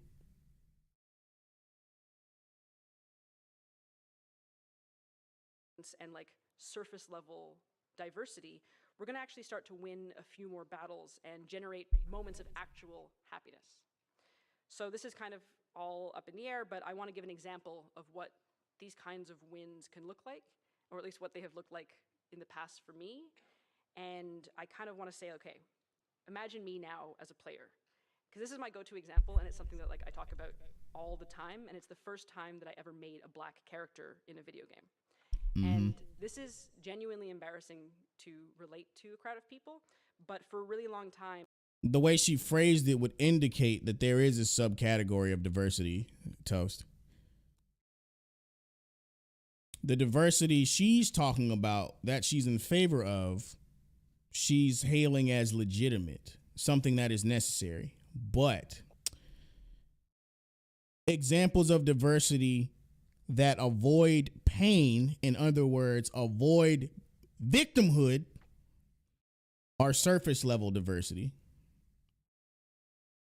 So now we have to ask, what does diversity mean to her? Because diversity doesn't just apply to one thing. It doesn't just apply to surface level attributes or phenotypical traits of humans. So we have to fucking ask, what does diversity mean to you? What does it mean? Does it have anything to do with worldviews? Before this, when I was offered like a character customization screen, I was like, well, I can't put myself in there because that's weird and not what video games are. And so I like made some like stubbly white dude protagonists, even when I had like. Hang on, I want to pull this back because she goes into the first time she ever created a black character in a character creation. Goofy as fuck. Imagine me now as a player, because this is my go-to example, and it's something that like I talk about all the time, and it's the first time that I ever made a black character in a video game. And this is genuinely embarrassing to relate to a crowd of people, but for a really long time before this, when I was offered like a character customization screen, I was like, well, I can't put myself in there because that's weird and not what video games are. And so I like made some like stubbly white dude protagonists, even when I had like every option available to me, because I didn't want to feel like I was putting too much of myself into this world where I didn't belong. That's self-inflicted. That's self-inflicted. Is she gonna attempt to blame the character creation from video games on the fact that she chose not to put herself in the game? Which, by the way, you can make a black character that's not yourself, but I bet that never crossed your fucking mind. Let's see where she goes with this. And it's wild because I actually don't remember right off where she goes with that. I didn't want to feel like I was putting too much of myself into this world where I didn't belong. And it's wild to think about. Like, I just created Nathan Drake, so it was like, go, explore every game. But anyway, the first time that I actually made a black protagonist was in Mass Effect in 2010. And that felt really, really great. And I know that everyone at GDC has seen a lot about Mass Effect. So many talks talk about Mass Effect, so I think it's very important. But for anyone who's never played it, I'm just going to give you like a little rundown of the first playable area. Basically, your fully customized Commander Shepard has to enter a space station and rendezvous with two characters, Jacob Taylor and Miranda Lawson. But you meet Jacob first. And for those of you who don't know, Jacob is a black man. He's a Marine. And he's your first kind of like point of contact. So your first interaction with him, you're like crouching behind cover and you're having like a close quarters conversation. And when this happened in the game, it was this really powerful and remarkable moment for me because it was two black characters talking one-on-one, and neither of them is cast as a criminal. They're not a sidekick, they're not a savage, they're not a stereotype, they're not a gang member. And that shit is annoying because the thing is, she dehumanizes the perspectives of these types of characters, and she assumes that stories can't be told with those characters that involve growth. It's very fucking annoying. As if that is the only lens that black characters are featured in. Like, it's fucking annoying. They're not a side. So, criminal, sidekick. They're not a savage. Savage. They're not a stereotype. Stereotype. Criminal, sidekick, savage, stereotype. Okay. What's wrong with these perspectives? Criminal, you could argue, is overused. You could. Sidekick, does anyone know any black sidekicks? The first one that comes to mind is Signal from DC. I don't know any black sidekicks. Every black superhero or character I know, none of them are sidekicks. I'm gonna stick to superhero because sidekick is pretty much a term exclusive to superheroes. I don't know any black sidekicks. I'm dead serious. Anyone know any? The only one I know is Signal. And technically, I don't even think he's a sidekick. Well, shit, he's taken after Batman, so I'm gonna count him as a fucking sidekick. He's not his own shit. I want to count Miles Morales as a sidekick, but his fan base would disagree. So not even he is a sidekick in this context. So like, you can't really argue for that one. I want to know what she means by savage. Like, what does she mean by savage? Like, I would have to know. Like, I would have to hear her define that to know what she means by savage. The only one that seems to have any workable argument is criminal. But again, what's wrong with that perspective, right? Also, stories of reformation don't count because they were criminals. They're not criminals currently in the story that they're embarking on in their tale of redemption. So those don't fucking count. They're not a gang member. And they're the only two people on screen in this moment talking about something much greater than them. Here's what makes this so. This is why this is such a loser mentality. The thought of two normal black people just having a chat is exciting. What the fuck about that is exciting? This is why this shit smacks of insecurity and low self-esteem. Do you think white people see two regular ass white people in a story talking and clap their hands and cheer and go, oh my God, two white people are talking to each other? This is loser shit, bro. That is not exciting, bro. It's not. Two black characters talking and not being in roles you find distasteful is not exciting. Does anyone disagree? Like,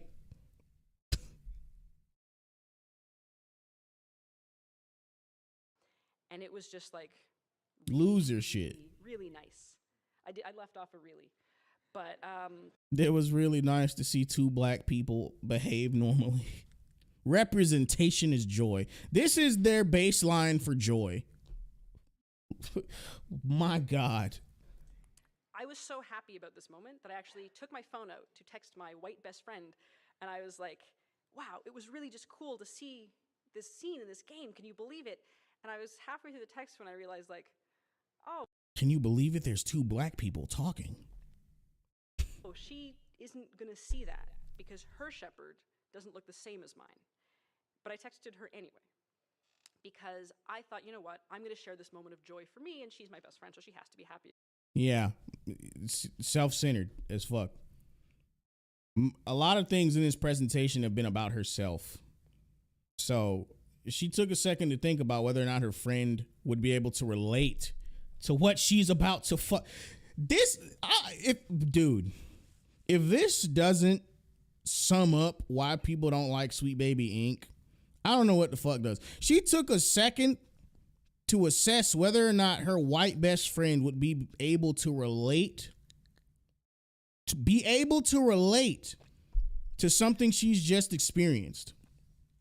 And rather than say, she might not care about this, she goes, well, I care about it, and she's my best friend, so she has to care about it.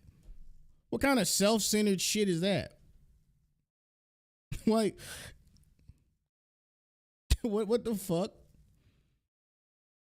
That's the same approach they take to their customer base. I care about it, and you're my customer base, so you have to care about it.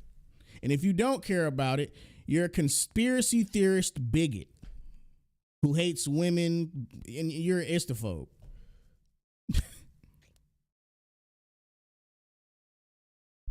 Who wants to buy anything with a brand that who wants to buy anything associated with a brand that thinks like that? You're going to assume what I like. And if I actively tell you I don't like it, you're going to continue to give it to me even though you know I don't like it. Happy about it. And her response, while not surprising, was still very touching because she said, I've never seen that either. And holy moly, that's cool. And I told That's what she said. I was kind of like excited about it. And that's what your friend said. I've never seen two black people speak as normal people either. And holy moly, is that cool? What? I'm supposed to believe that? Whatever. They weren't all black, these friends. They weren't all targeted by this moment that I had experienced. But they all felt the same thing when they heard me tell my story. When they heard that it was they all felt the same thing, guys. She told her story about two black people having a conversation, and all her friends felt the same thing. Excitement.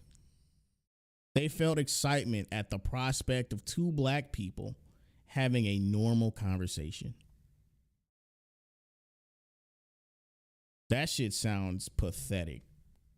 kind of term, and the general idea was, holy moly, representation is cool. But in my Mass Effect experience, this is almost an accidental form of representation because it's something that's a possibility. It's not guaranteed for any player depending on the kind of character and the Commander Shepard that you make.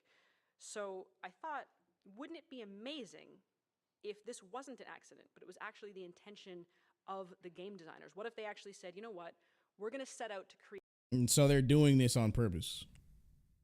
Wouldn't it be amazing if this was an intention? So all of that shit Kotaku was talking, you now know is bullshit. Because straight from the horse's mouth, they're doing it on purpose. Despite your vocal distaste, dislike, and rejection of it.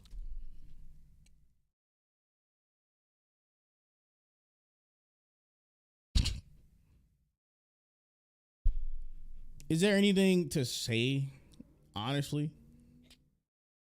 Create a moment of joy in people who look like this, people who feel represented by this. And that, I think, would be amazing, and it's totally possible for us. Because these are things that we can actually create as designers and as writers and as creators. And not only are they new, but they're very, very narratively compelling, and I think that that's ultimately what we should strive for. Because the newness of it works not only for those who are, being immediately targeted, but it works for everyone in that group, everyone who kind of receives it and who's never seen this before. Because keep in mind that when it's new for you, odds are they've never seen it either. So you're not actually catering to one tiny group. No. See, again, this fucking narcissistic ass lens. If it's new to you, it's new to everyone else. No, that's not how it works.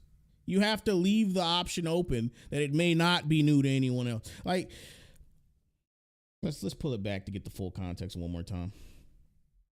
Creators, these are things that we can actually create as designers and as writers and as creators.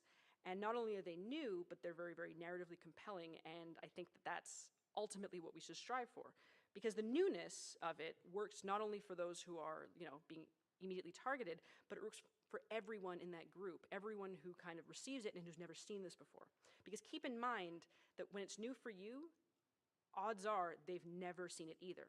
So you're not actually catering to one tiny group. You're catering to everyone who's going to be playing it. It's across the board. No, you're not. You're not catering to everyone. First of all, it's impossible to cater to everyone.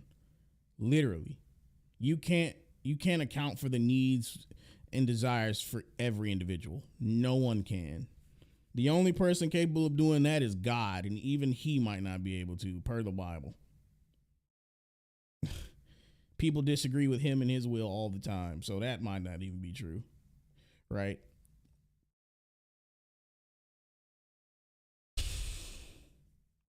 Let me regather my thoughts, because that shit was stupid. So let me get this straight, right? You cultivate a message within a game's narrative that is tailored to target marginalized groups, which is very specific and particular. And then you use the advent of novelty, which she calls newness, as validation for this extremely specific and targeted message to actually be for everyone. No, that's not how that works. That's not how that fucking works. Just because something is new doesn't mean everyone's going to like it, and it doesn't mean it's for everyone. Something being new to me doesn't mean it was made for me. Like, Nike makes women exclusive shoes. They make women exclusive shoes all the time. The first one that came to mind was the shattered backboards. I'm pretty sure that was a female exclusive shoe. Now, that's a new shoe. That's a new shoe. But it's not made for me. I'm a guy. That's not how novelty and newness works. You can't make something that's tailored for a specific group, use novelty or newness to validate, and use novelty or newness to validate how it's actually for everyone. That's not how that fucking works. Something can be new and not meant for you very fucking easily. This is irrelevant, but I'd like to point out that Nike making women exclusive shoes does not stop dudes from ordering the bigger women's sizes to wear them, because the shoes still look fire despite them being women exclusive. But anyway, I digress. This is the stupidest fucking rhetoric ever, by the way. This is stupid. This is dumb and self-serving. Like, what the fuck? And that's a lesson I think that we keep failing to teach, because we keep saying, okay, this one's for you guys, this one's for you guys, and like this one over here, like you can have it. But we can't keep looking at representation as like we're catering to a tiny little corner or like a direct marketing effort. But you are. But you literally are, though. Like, that's what you're doing. So you're going to do something and then claim you're not doing it. This is called doublethink, and it is Orwellian as fuck. So she openly acknowledges that she is taking something that is supposed to be universal and making it more catered to a marginalized, less universal lens, and then turning around and saying, yes, this is for everyone. This is insanity. This is insanity. It's what everyone, I think, or hope wants as an audience. And stepping back, it's not just, I don't just hope, actually. I actually think, okay, we all do want this. And I think we all do want this, even if you say you don't. Even if you take to Twitter and say, I don't support Sweet Baby Inc. I don't want their influence anywhere near my games. No. This is for everyone. Even the people who don't like it.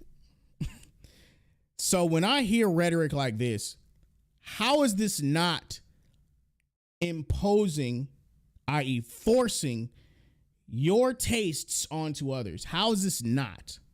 Because if I lose the right to refuse what you're trying to offer me, it then becomes force. If I don't retain the right to refuse something, i.e. I say no and you take it somewhere else, then it becomes force. We see this all the time. Kamala Khan from Marvel Comics. Literally, she has no fucking fan base. She doesn't have one. Anyone who claims to be a fan for her, they're fucking lying. Ask them for their fucking long boxes. Ask them. Ask them to show you the first 5 issues of her fucking comic book. Fuck it. The last 5 issues of her comic book. Give them odd numbers and see if those motherfuckers come up with them. She has a phantom fan base. It doesn't exist. All the motherfuckers who say they like her, they're pretending. You can see it in the comic sales. You can fucking see it. She has no fucking real fan base. Doesn't exist. Yet, despite failed comic book after failed comic book after failed comic book, they keep bringing this bitch back. They keep giving the fucking market something it keeps rejecting. They're forcing the character down everyone's throat. You see this shit all the time. So for Kotaku to say Sweet Baby Inc. isn't forcing diversity is bullshit. They force everything they're about onto your games, even though you don't want it. Like, how is this not? I don't even want to say how is this not plain to see, because they know that's what they're doing. And we know this because she can get on stage, point out exactly what she's doing, and then in the same breath claim that's not what she's doing. Doublethink requires acknowledgement of the truth, even if it also requires brushing that truth aside in favor of what you want. Let's continue. You know, especially the people in this room can actively say, yeah, that's what we want to achieve. But then the question is begged, why aren't we doing this? Like, why, when we're talking about it, when we're so enthusiastic about it, what's stopping us? Like, why are we still being told, oh no, that's not what players want? Why do I keep hearing that it's... Because the customer base because they're familiar with the customer base, and people of the customer base are telling you that's not what players want. But as we all know is coming up in this video, it's fuck the players. We'll see that in a second. It's like an uphill battle for people to bring representation to what should be a very inclusive environment of creativity. And I think... See, here's the thing with these fucking woke buzzwords. When they use the word inclusive, they don't use it in the way it actually means. Gaming has always been inclusive. The only barrier to entry is going to GameStop, buying a console, and buying the game, or buying a PC and buying the game. That's it. We have seen characters from all walks of life, all types of religions in video games, all type of sexes, one of the two sexes, men or women, in video games. We've seen perspectives of an infinite variety. It's not that gamers don't want people of different cultures, people of different phenotypes, genders. It's that they don't want your brand of that, which is the victimhood lens of white erasure and round the clock misery porn, and someone has to be victimized and all this other shit. No one cares about that. They want to play a video game and feel powerful, feel sexy, feel like they're in another fucking world other than the one they actually live in. You don't want people to feel that way. That's why no one likes you, Sweet Baby Inc.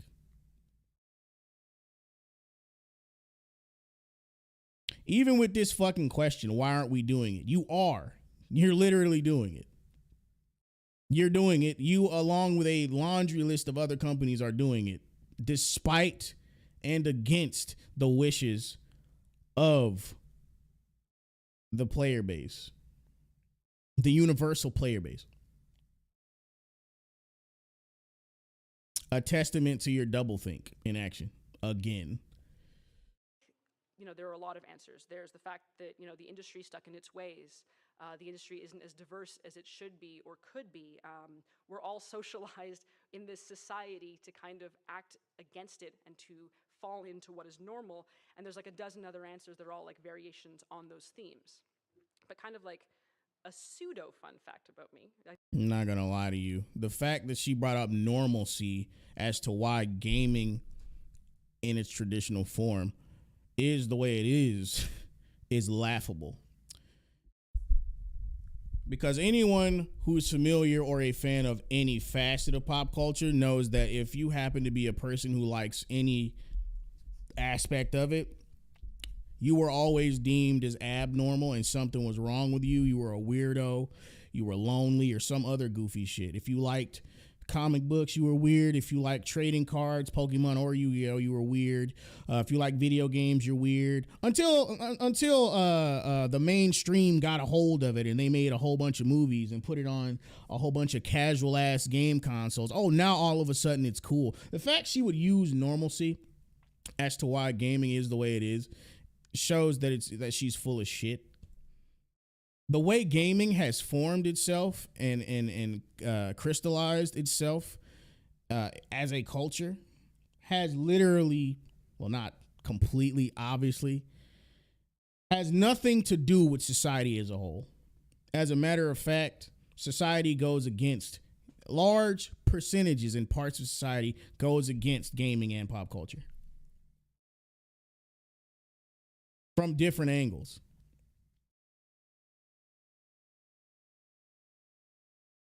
So what does she mean? We've been socialized by society.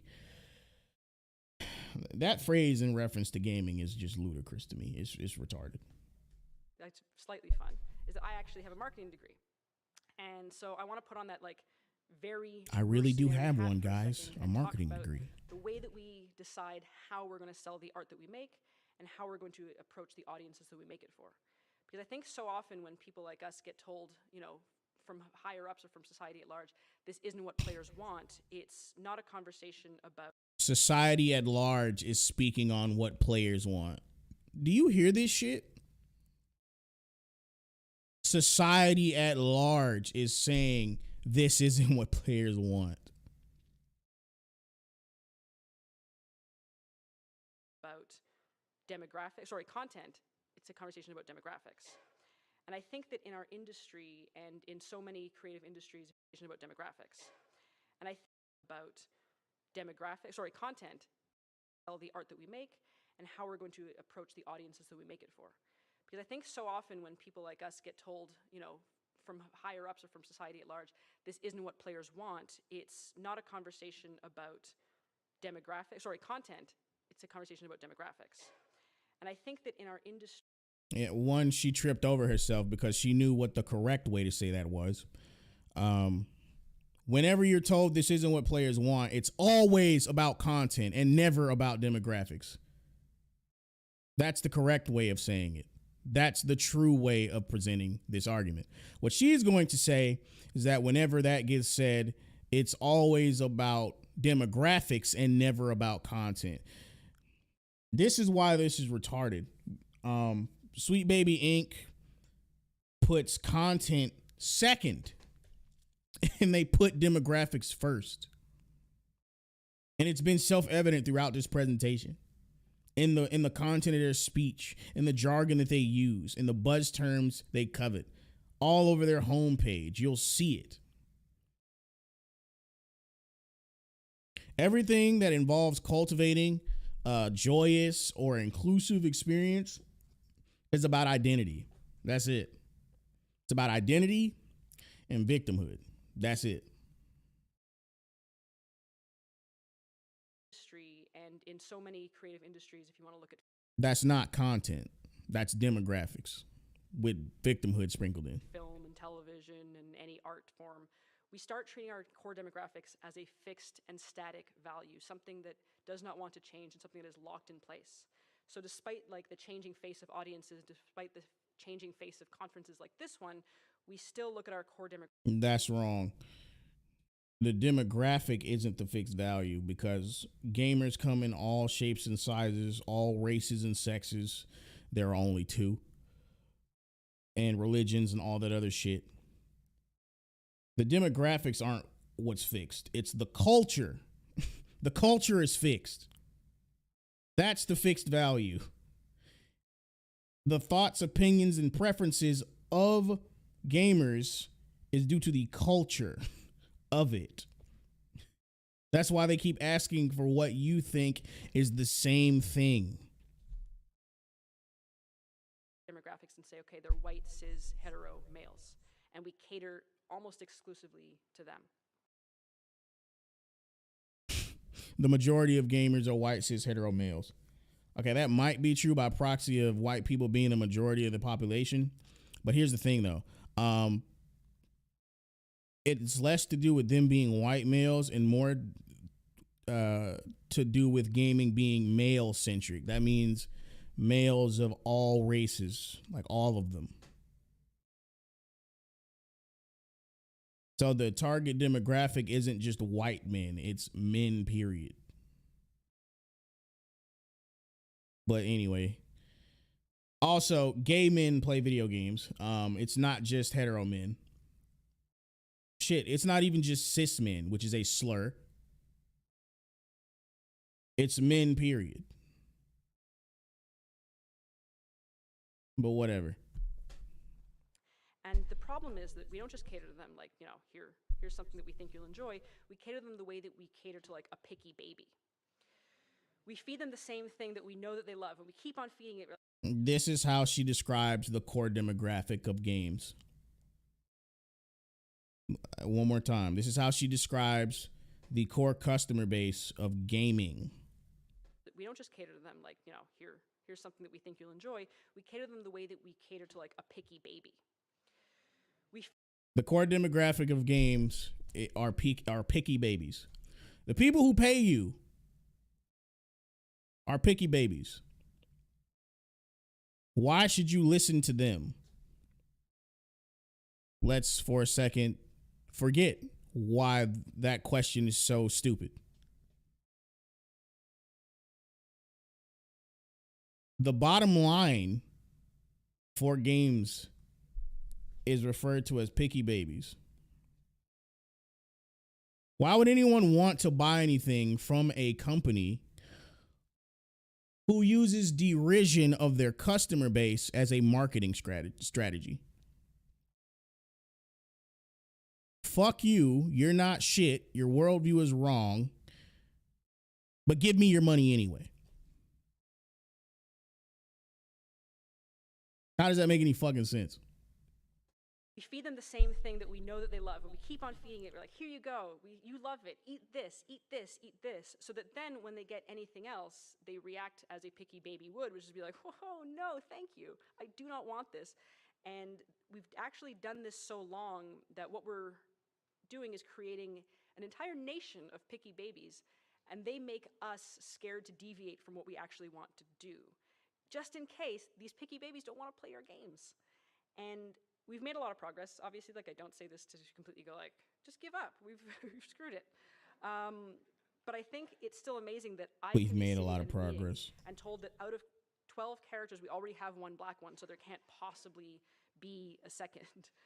I get that way too much, and I want. Don't believe you. I want proof that you've been told we already have one black character. Why could there possibly be a second? Why do we need a second? I want proof of that. That's bullshit. I don't believe you. I don't fucking believe you. I can believe somebody would ask why, because it's a weird thing to ask. It's just arbitrary. You see a black character and you notice there's only one, and for some reason you think that's a problem, so you ask, hey, can we get some other black characters? And someone asks why, because that's a fucking weird question. Like, they want you to explain it, but the question itself would be offensive to somebody like you, because how dare you expect me to explain my thought process behind something. There can't possibly be a second. I get that way too much. And I once worked on a project where they had an all-white cast, and they expressed their desire, like, okay, we need to mix it up a bit. How about this character's kind of like stereotypically French? So they have a beret and they have like a striped shirt. And I was like, okay, if you need to do that, can we at least make them a person of color? Why? That's the thing, right? Like, why? What if they didn't want people of color in the story? What if it wouldn't make sense if people of color was in the story, were in the story? Why aren't people allowed to not consider something? Because this isn't exclusion, and exclusion implies intent. To exclude someone or something would mean that it was meant to be there, or the option for them to be there was presented to them and it was taken away from them. If they were never a thought to begin with, that's not exclusion. For some reason, whatever it may be, they're just not a part of the story.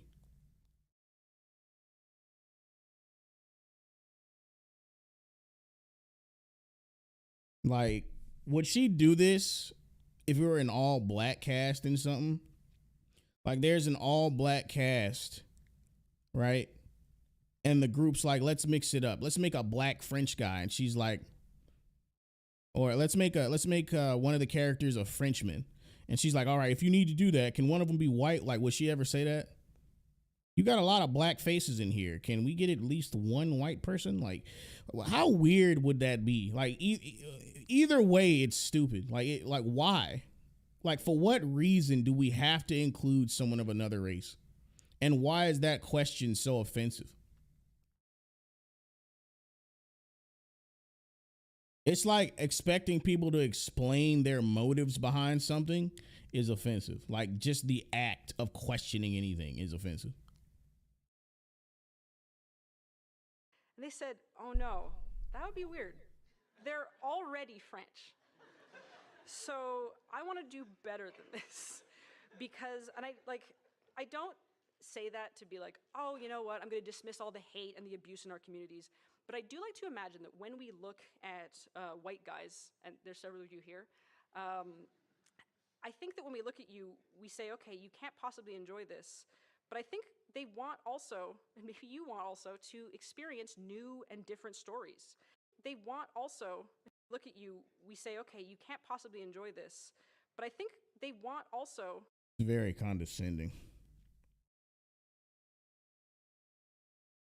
So since they attribute to themselves that they can't relate to people unless they look like them, they attribute that same thing and project it onto white guys. You see how self-absorbed this worldview is? I believe in it, so you must believe in it as well. I think that's cool, so you must believe in it as well. I can't relate to anything unless people that look like me are in it. So you can't possibly enjoy anything with different people in it either. Do we see where this is going? And maybe you want also to experience new and different stories. I think we need to step out of this rule that like white men can enjoy fantasy worlds, aliens, sci-fi, monsters, anything, so long as it's through a lens that looks exactly like them. Because if that's the kind of person... Okay, no one ever makes that argument about sci-fi. And the only time anyone makes that argument about fantasy is when it's talking about Tolkien's works. And that's not even completely true, because in Tolkien's world, there is a black nation. It hasn't been used, but it exists. The story that got popular involved characters that weren't from that nation. Like, fucking get over it. You can have any race you want in sci-fi because it's futuristic. You can have any race you want in urban fantasy because it's urban, it's modernized, it's in our time. But God forbid you write a story that you want to make historically accurate, so you don't put a wellspring of black people in it. You put one or two black people in it because that's accurate to the time. Like, if there's a story in Brazil, I would have an expectation that 99% of the population be Brazilian. If there's a story that takes place in Japan, 99% of the population is going to be Japanese. If there's a story in Africa or any other black-centric country, I'm going to assume 99% of the fucking population is going to be black. Why is it only a problem when there's certain genres that people will take the historical lens of, and it happens that there's mostly white people in this time period? Also, when do white guys get told that they can only enjoy sci-fi and fantasy if there's only people in it that look like them? Like, who makes that argument? Like, who sees a black guy enjoying a story with a fantasy story with black characters and goes, no, you can't enjoy that. There's black people in it. Put away that joy right now. There's no people in it that look like you, white man. Who does that? It sounds fucking ridiculous. Person that we're always going to cater to, you're never going to innovate. You're never going to change things. You're just going to keep feeding the picky baby. And we cannot continue to try to create art under a system that is going to bar innovation for fear of a picky baby throwing a tantrum. And this isn't innovation. This isn't innovation. Going against your customer base is not innovative. It's destructive. And if the government weren't propping you up, you'd be out on the street using a barrel as pants.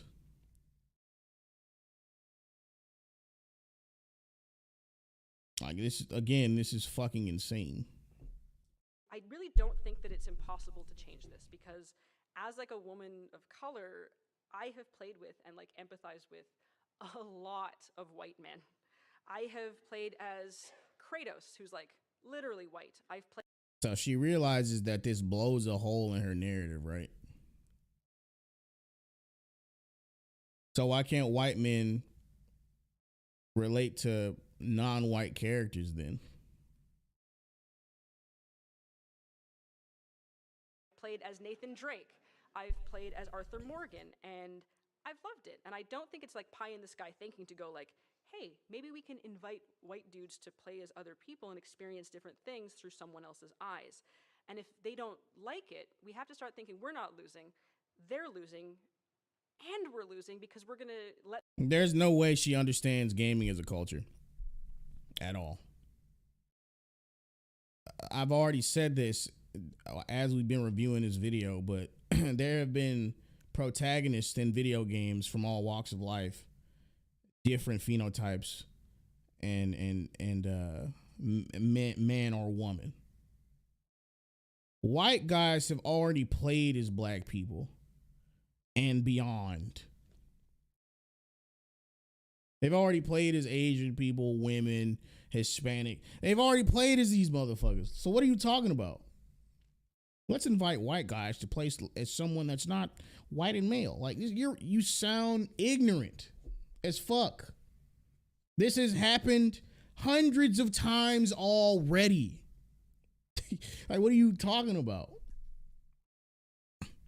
Let them stand in the way of our progress and our Billions of times, fucking trillions, even possibly. Like, innovation. And I think that we need to stop thinking that our like core marketing demographics have to define the exact demographics of our playable characters and of our cast. stop thinking about core audience dictating content and start assuming players seek new stories. Two problems with that. If you stop thinking about your core audience, who the fuck do you think about? Second, what do you mean by new stories? What do you mean by that? Like, we have to fucking ask.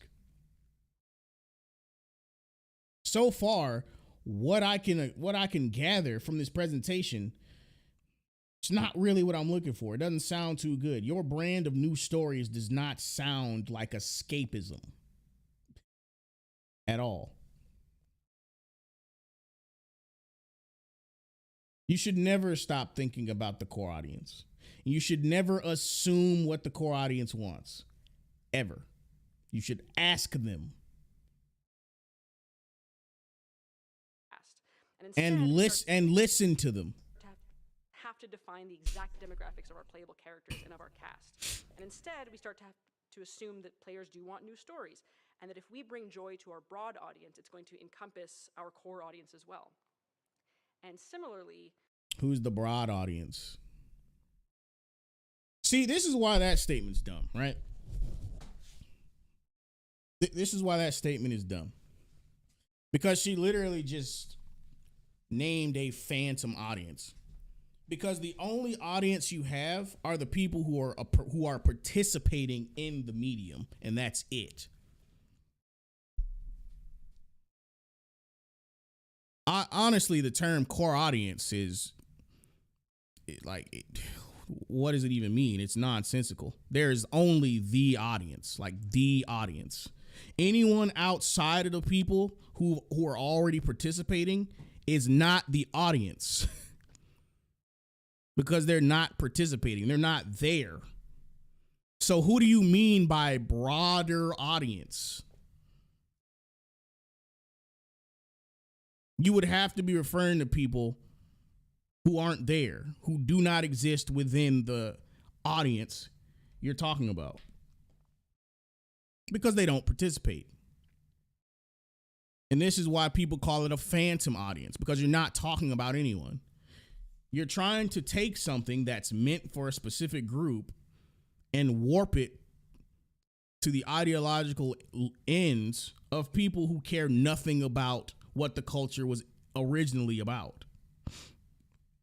They only care about the ideology.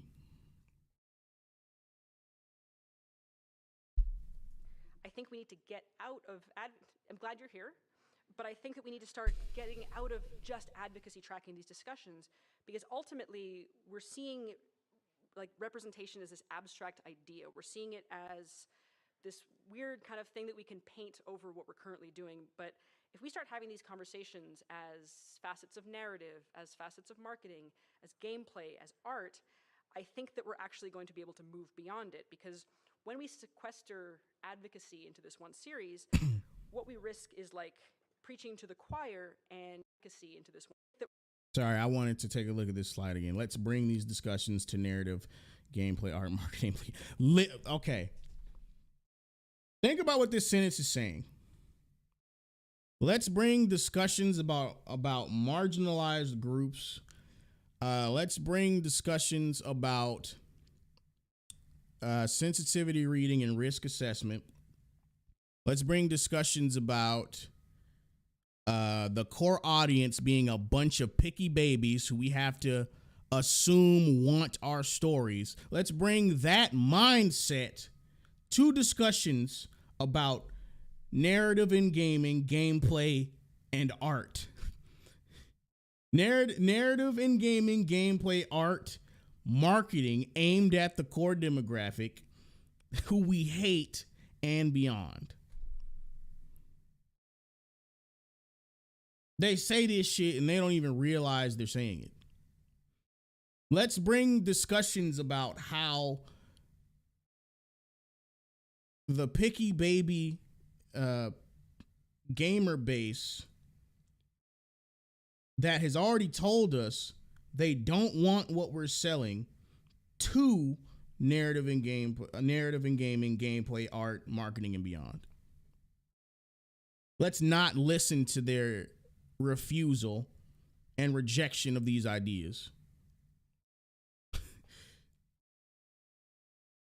That we're actually going to be able to move beyond it, because when we sequester advocacy into this one series, what we risk is like preaching to the choir, and while you guys already know this because you're here, what's old to us can be innovative to somebody else. And that's still incredibly important. Like all of these things I'm saying today, I'm sure you understand, but you can go out into the world now and other people will hear it from you. Because ultimately, I think that is what we need to figure out. It's how to bring these discussions out and make innovations in content like the way we make them everywhere else in our industry. But how do we do that? I think it's one thing in narrative, because honestly in narrative it's a little bit easier to implement because we have the power to go like, oh, we can build choices that consider, marginalized identities and just write them into our work. We can decide to tell stories that present like, very rare narratives and representative experiences. And we can kind of work on detokenizing our minority characters. This is not detokenizing minority characters. It's not. So here's the thing, right? Tokenism is not, there's a black character here and he's the only one. That is a very surface level view of tokenism. Tokenism is intentional. There is a motive behind it. The original motivation behind tokenism in a historical context is that in worse times, black people would turn on the TV and pretty much only see white people, but that is through the context of black people being viewed as second-class citizens. So black people would want to see themselves on TV because they were actively being denied prominent roles or roles, period, in entertainment. So what white people did back then in a backhanded way was to include a black person just to shut them up. They didn't give this black person any important role. They just put them in the background and they were just somebody. They were somebody to check a box just to shut up the black people who wanted to see black people viewed in a positive way. Because next to that, there was a bunch of other messaging of the time that pretty much exclusively depicted black people in negative ways. That same context is absent in the here and now. Well, at least in that form. Right? I can give you a good example of this. If you've ever watched the show, Jack Reacher, there is a black guy. He's a lawyer. Is he a lawyer? I think he went to law school. He might be a lawyer, but I know he's a cop for sure. There's a black guy, I forgot his name, in Jack Reacher. He's the only black guy in Margrave. And there is a narrative reason for why he's the only black guy in the police station. Because there's a black barber in Margrave too, or Hargrave, whichever one. He's the only black guy in the police station. And there's a narrative reason for it, because Margrave is in like this part of rural Georgia that happens to have a majority white population. And he's from a different city that is actually predominantly black.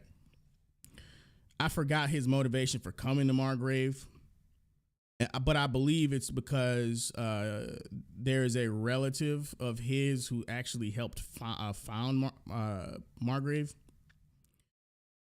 But here's the thing. He is the only black guy in the police station, but he's actually a very important character to the story. He's a part of the team that moves most of the narrative forward. Nobody begged, like no one on the outside begged him to be there. In a way that they noticed that there was a lot of white people, and then somebody wanted him to be put in there by way of like audience intervention or consultation intervention. So it would be very difficult to make the case that this character is a token because he's actually important. What they're doing at Sweet Baby Inc. is seeing this cast has a bunch of white people. Where are all the people of color at? And they literally want people of color, quote unquote, to be in the story expressly for that purpose. Just to fill a quota. Like there's a difference between a black character being in a story and them just happening to be the only one in a situation and seeing that there's a bunch of white people and saying, where the black people at? That's actual tokenism. It's people of color for people of color's sake. It's not organic in any meaningful way at all. It's induced. It's forced. It's not an original idea made by the writers. That's the difference. It's not de-tokenizing minority characters. It's not even re-tokenizing. It's just tokenizing. Matter of fact, it's tokenizing non-minority characters in a lot of cases. So this is just false. And so in that way, we do have like a lot of power to actually affect the change that we want to see and to work all of these concepts in our material as narrative developers. But we still work for people. And it's another kettle of fish, I think, when it comes to like the structures that approve these choices. And we have to kind of look at them a little more institutionally, because we can write all the stories that we want, but that doesn't mean that anyone's going to buy them, anyone's going to market them, anyone's going to let us do it. Yeah. So why do you keep trying to force these ideas on other people?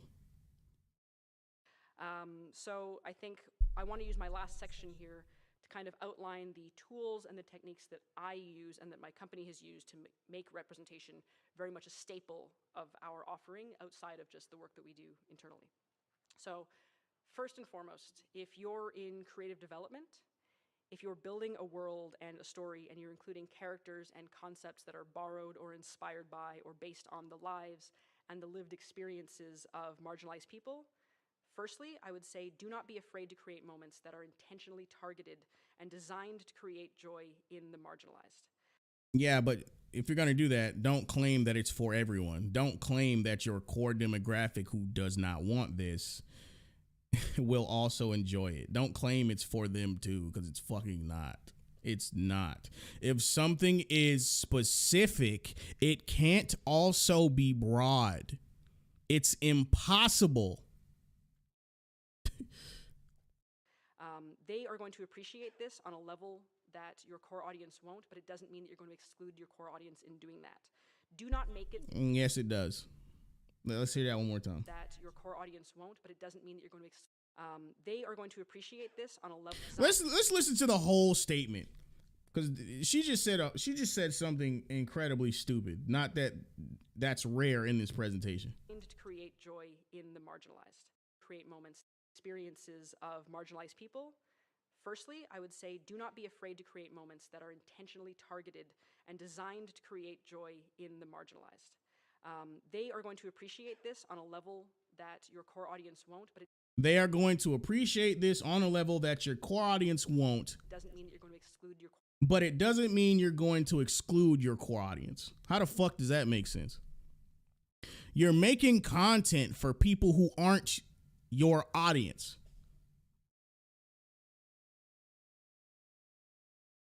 You're making content for people who aren't your audience, and it'll make them feel good even though they don't fucking participate. They don't buy video games. They don't play video games. It'll make them feel good.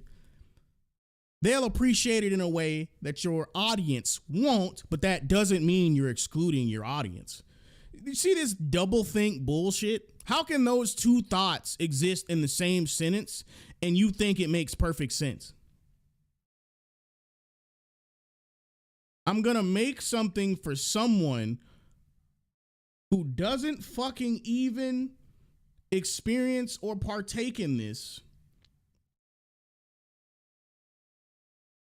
even though the thing I'm supposed to be making is supposed to cater to the tastes of the people who actually do participate. They'll appreciate it. The people who it's meant for won't, but that doesn't mean the people it's meant for aren't being excluded.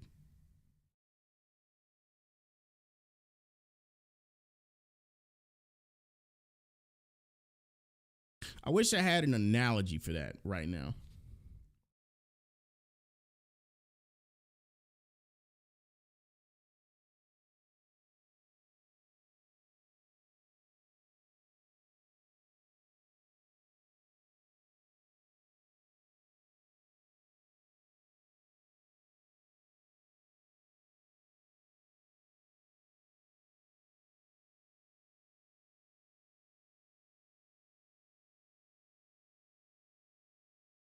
It's like serving imitation meat at a steakhouse because vegans think it's cool, even though the customers who would go to your steakhouse want a real steak. Like, what the fuck do vegans have to do with me wanting a real steak? This is the logic they're going on with creating video games. Core audience in doing that. Do not make it so that marginalized people, when they're playing your game, have to do all of the work to create representation themselves by creating that custom character. And also, don't fall into this trap that I think a lot of people fall into, which is they think, okay, don't worry. We can include everyone by making this like single default universal experience that is universally representative. Because usually like all that means, as it did in the dating example, is that you're aiming at your core demographic and you're probably invisibly leaning towards the dominant societal voice, even if you don't realize it. Like all that means, as it did in the dating example, universally representative. Because usually like all that means, as it did, we can include everyone by making this like single default universal experience that is universally representative. Because usually like all that means, as it did in the dating example, is that you're aiming at your core demographic and you're probably invisibly leaning toward. Okay, so she did it again. She's attempting to discredit people who stick to making universal humanist messages by saying they're trying to make that message so that it appeals to everyone because it's something that everyone can relate to. And she's insinuating that you think you're doing something good, but what you're really doing, even though you don't realize it, is adhering to the experience of the majority, which doesn't make any sense. It's just like the dating example. You take something that is neutral and applies to both parties, yet somehow it excludes or offends one side, even though it applies and includes both. Like, what the fuck? See, this is the thin line between vision and hallucination.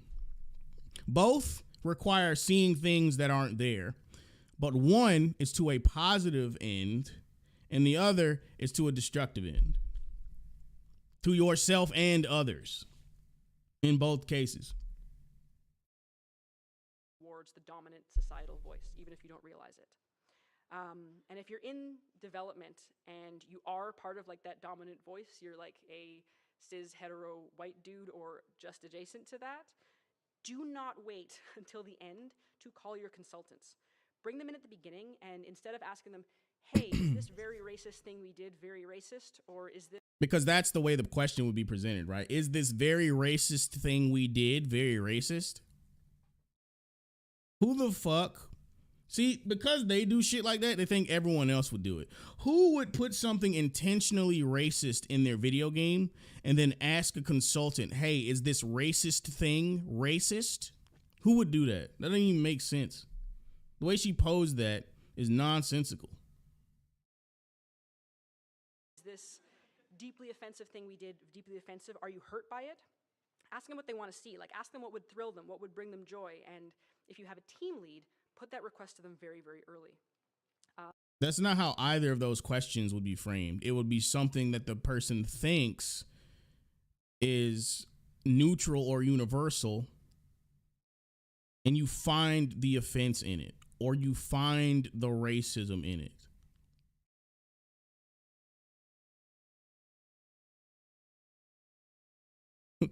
If you're a creative working in AAA, which I did for many, many years, put this stuff up to your higher-ups. And if they don't see the value in what you're asking for when you ask for consultants, when you ask for research, go have a coffee with your marketing team and just terrify them with the possibility of what's going to happen if they don't give you what you want. Because they have to consider, like, bully your marketing team until they give you what you want. Terrorize your marketing team until they give you what you want. Harass your marketing team until they give you what you want. Terrify your marketing team until they give you what you want. That's what she just said. If they don't want what you're selling, terrify them with the prospect of what will happen if they don't give you what you want. Does that sound like a company you would buy anything from? Or would you buy anything from a company that associates with someone like that? I fucking hope not. I say that a lot as a joke, but it's actually very, very true, because if you start to consider the people who are player and audience facing and who have to deal with mitigating harm and with keeping the sentiment around their game and their project positive, there's like a genuine value that you can impress upon them with both ethically and financially. You can say this is important. And it's also a valid discussion to have, because if you're working with a very thin narrative budget and you work in AAA, I think you'll be pleasantly surprised or dismayed by the amount of money that marketing can give you. If you're not in AAA, and if you're indie or if you're freelance and you're building a budget because you still have to and you're writing up a pitch, I would say that you should consider adding the necessary funds for representation into your scope as you would any other item. When we budget as Sweet Baby Inc., we actually add about 10% of our entire narrative development budget to hire storytellers and collaborators who can kind of help us. Propagandists and activists who can help us see where our blind spots are. And if they aren't in this industry, because a lot of the time people are like, uh-oh, they're not in this industry, we can actually bring them in to help as consultants for areas where, like, you know, they can start learning, we can help them learn, they can help us learn.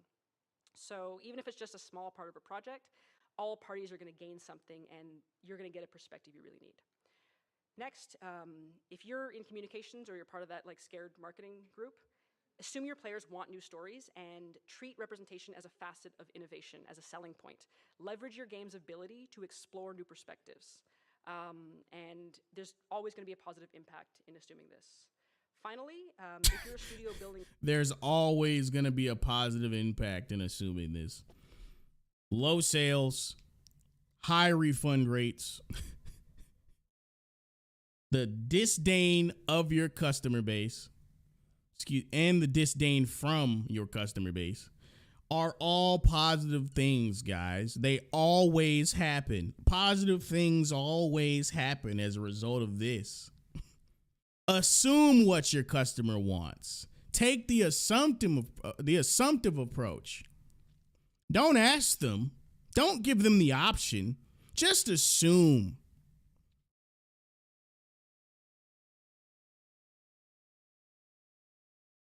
A very distasteful juxtaposition can be made with that rhetoric.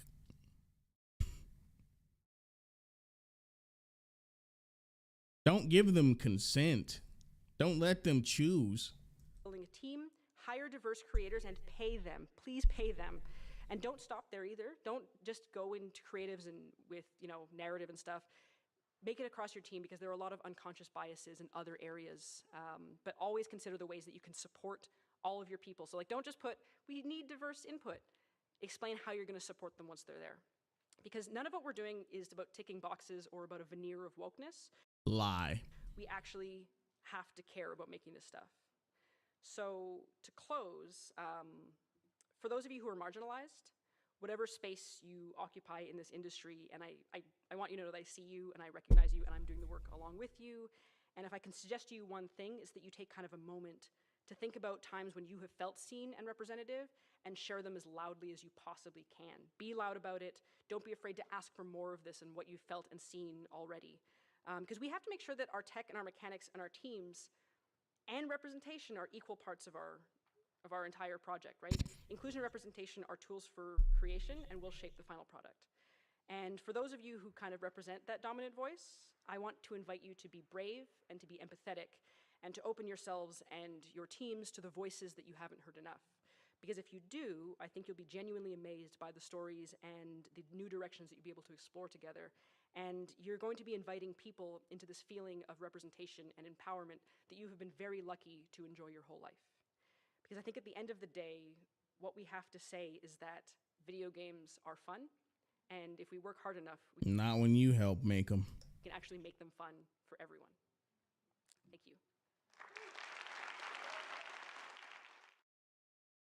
And she concludes the presentation by saying we can make games fun for everyone, even though she made it a point to specifically target a specific group. Like, ugh.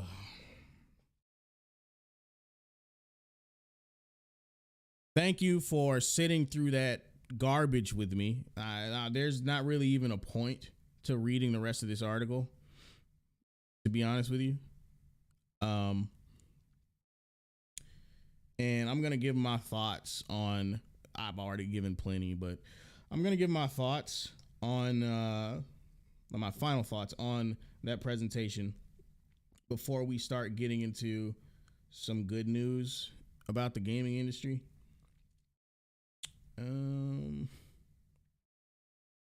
Where is that list?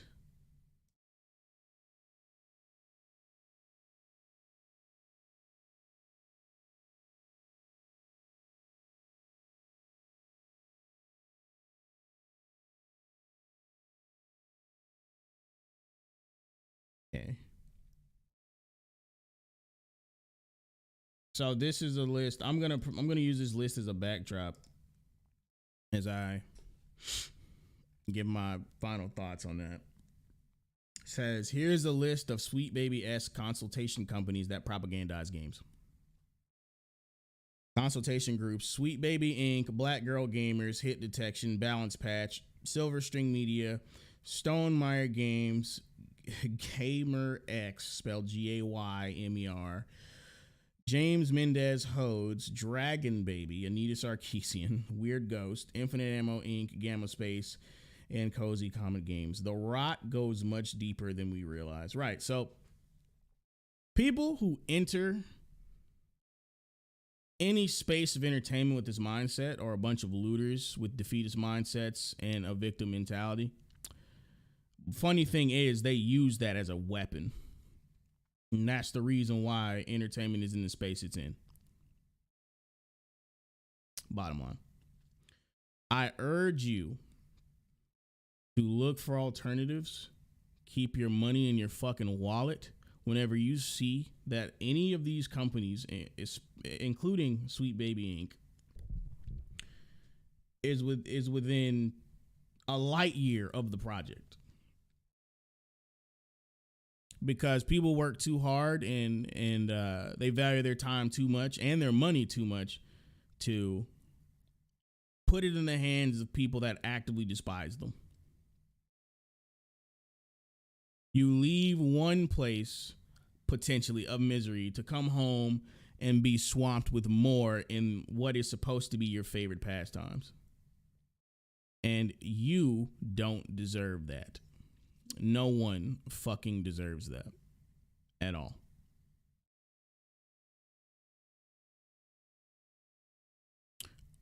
So in closing, this CEO and everyone associated with Sweet Baby Inc. is a bunch of losers who are ideologically blind, who care nothing about video games, don't understand them. And I wouldn't be surprised if they've never played a video game in their life. But moving on to a different topic that is a lot more positive. feel free to screenshot this image of that list of companies. And let me go ahead and move on to, damn it, this is an IGN article, I think. I don't want to give them clicks either, but okay. Wow, this game was so bad even IGN didn't even like it. That's saying something. Like they did not they liked The Last of Us 2 and they didn't like this fucking game. That's saying something. Founders of Batman Arkham developer Rocksteady starts a new studio, and they're taking former colleagues with them. The people who founded Rocksteady Studios have started a new development studio, which means they left fucking Rocksteady. They're starting a new one. I think we covered this before. Actually. As reported by Polygon, Rocksteady founders Sefton Hill and Jamie Walker started a new London-based studio called 100 Star Games, which aims to make AAA games with only 100 industry veterans and emerging talents. Polygon found that a number of former Rocksteady staff have joined 100 Star Games, according to LinkedIn profiles. Suicide Squad killed the Justice League January 2024. Screenshots. Rocksteady's first game was 2006's Urban Chaos Riot Response, but found critical and commercial success for its Batman Arkham series, which includes 2009's groundbreaking Batman Arkham Asylum, 2011's Batman Arkham City, and 2015's Batman Arkham Knight. Batman owner Warner Bros. Bought Rocksteady in 2010. Hill and Walker announced their exit from Rocksteady in October 2002. I actually might read that article to follow up this, because I actually didn't hear any quotes from them addressing this. In October 2022, amid the development of Suicide Squad killed the Justice League. So what does that say about the game? Obviously, we already know that, but what does that say about the game? If the developmental process of this game made the founders walk the fuck out on their own company, pretty much, which I don't really know if they own significant shares of the company, you know what I mean? Because like when they left, you would think they didn't take the company with them, you know? They're starting a new one. At the time, Warner Bros. Interactive president David Haddad and Suicide Squad was nearly finished, but a number of delays pushed the controversial project back to February 2, 2024. While we don't know what 100 Star Games has up its sleeve, we have a much better idea of what to expect from Suicide Squad Kill the Justice League. Now it's nearly out. So I pretty much brought that up to instill the hope in people, even though in my opinion, I still think you should try and look for more independent projects, which I think this would 100 Star Games would still kind of count, even though they're two AAA industry veterans. I brought that article up to show you that there's still hope for AAA gaming, right? Because some people still have integrity when it comes to gaming as a medium. And I'm actually interested to see what 100 Star Games has in store for this generation. Like, what are they planning? What are they going to make? Is it going to be anything starring Batman, I wonder? Part of me doesn't want that to be the case just because it'd be cool to see something different, but I digress. Batman Arkham Asylum studio co-founders leave Rocksteady. The pair will have a new adventure in gaming. Rocksteady co-founders Sefton Hill and Jamie Walker, who helped create the Batman Arkham series, as well as the upcoming Suicide Squad Kill the Justice League, are leaving the studio for a new adventure in gaming. In an open letter, Warner Bros. Interactive president David Haddad said, with Suicide Squad Kill the Justice League nearly finished, they have both decided to leave Rocksteady at the end of 2022 and will begin a new adventure in gaming. It's not yet clear what the new adventure will be. It's not just a major change in leadership for the business, but on the creative side. With Hill having directed all of Rocksteady's Arkham games, as well as Suicide Squad, Hill and Walker will will be replaced by Nathan Burlow and studio director and Darius. I'm gonna butcher the hell out of this. Darius Sadagian as studio product director. It's not clear who, if anyone, will take up the reins as director on the upcoming Suicide Squad game. Tweet from Rocksteady Studios. A message from Jamie and Sefton. We wanted you, the Rocksteady fans, to hear it first. We have decided to leave Rocksteady. From the day we founded the company all the way to today, Rocksteady has been our life and soul. The pair provided a statement about their departure, which you can read in full below. Our decision to leave Rocksteady was emotional, to say the least. From the day we founded the company in 2004 all the way to today, Rocksteady has been our life and soul. It has given us the opportunity to do what we love most, make great games with exceptionally talented people. We are so proud of the team here for the games we have all made together, from our first game, Urban Chaos, to the much-loved Arkham series, and now the epic Suicide Squad. But there is something extra special about Rocksteady that goes beyond the games we make. And everyone who works here feels it. It's the incredible moments that we've shared over the years, the friendships we made, and the care this team has for each other that have made this unforgettable journey so special. We believe people wear their Rocksteady t-shirts with pride because of how we treat each other and how it feels to be here. We want to thank the team for their hard work and everything they bring to make this such a great place to be. Some of our proudest moments happened because of this team's energy and talent. Getting the chance to work with Warner Bros. And DC on Batman, the wonderful Arkham series being way more than we could possibly have imagined. The chance to work with I think that's a typo. The chance to work with some of our childhood heroes, giving back to the industry we love so much by helping budding games makers, and finally building a culture here where people can just be themselves and together make great games. One very special ingredient in all of this is the Rocksteady fans. Their excitement and support for what we do is the fuel that motivates us to be our best.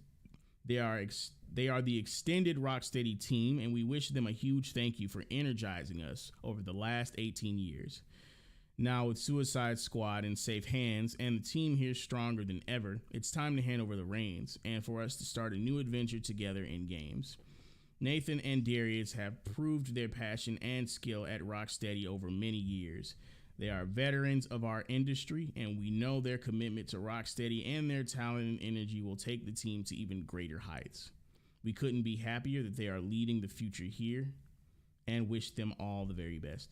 Well, needless to say, they were completely wrong about Suicide Squad being in safe hands. And I admit I was a bit assumptive in Suicide Squad potentially being the reason why they left Rocksteady. So that might not be the case, actually.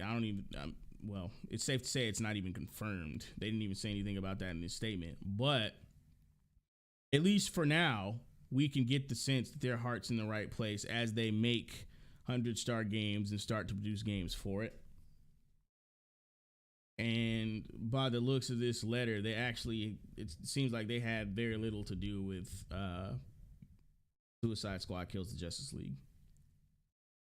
Let me see.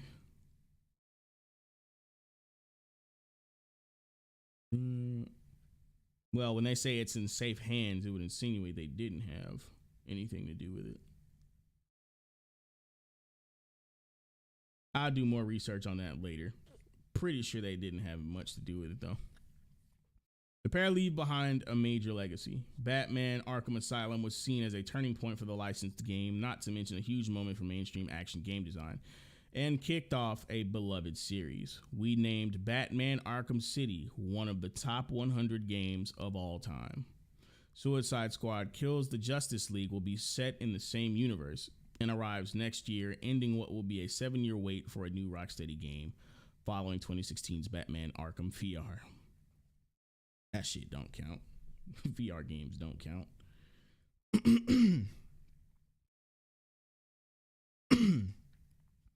Let's see if I have any other articles. Honestly, I was expecting them to elaborate on whether or not Suicide Squad Kills the Justice League was the reason they left. Wish I had an answer for that, honestly, but there's not one. I am kind of excited to see what they do with their new studio, though. Let me see if there's anything else I can cover before we wrap the show up. I've been going on for 3 hours, 5 minutes, man. Time flew. Even analyzing that video, I wasn't nearly as vitriolic about it as I was when I watched it alone. But pretty much all of the same opinions I had initially are there. Same arguments, everything.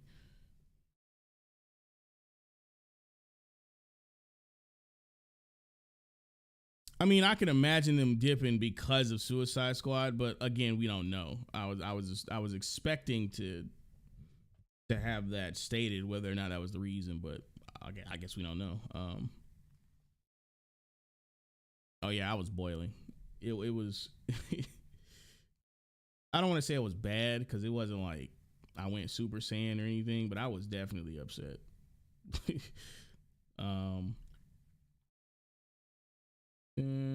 See if there's anything else I can cover. One more thing. If not, we just end it here, but let me see.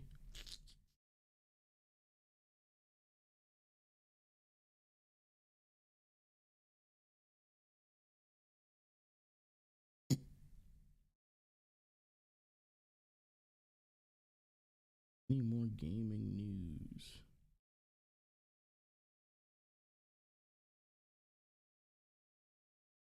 Nope, doesn't look like I have anything else lined up, so I need to go dig for more topics for our next show. But it actually does look like that's gonna be it, guys. Again, I appreciate y'all sitting through that long video with me, breaking down the rhetoric and the contradictions and the doublethink and everything that they claim to not be about, but definitely are in favor of over there at Sweet Baby Inc. Again, I encourage you to keep your money in your pocket and save it for people who actually have your best interest at heart, who listen to you as a customer and live to give you what you want and make your time and money worth it when it comes to your entertainment experiences. But that's pretty much all I have for you tonight. Again, thank you guys for joining me. Links down in the description if you want to know what else is going on over here at Cosmogoth Inc. This has been your gracious host, Kaine Walker. I am signing off, and I will see you all again next time. Peace.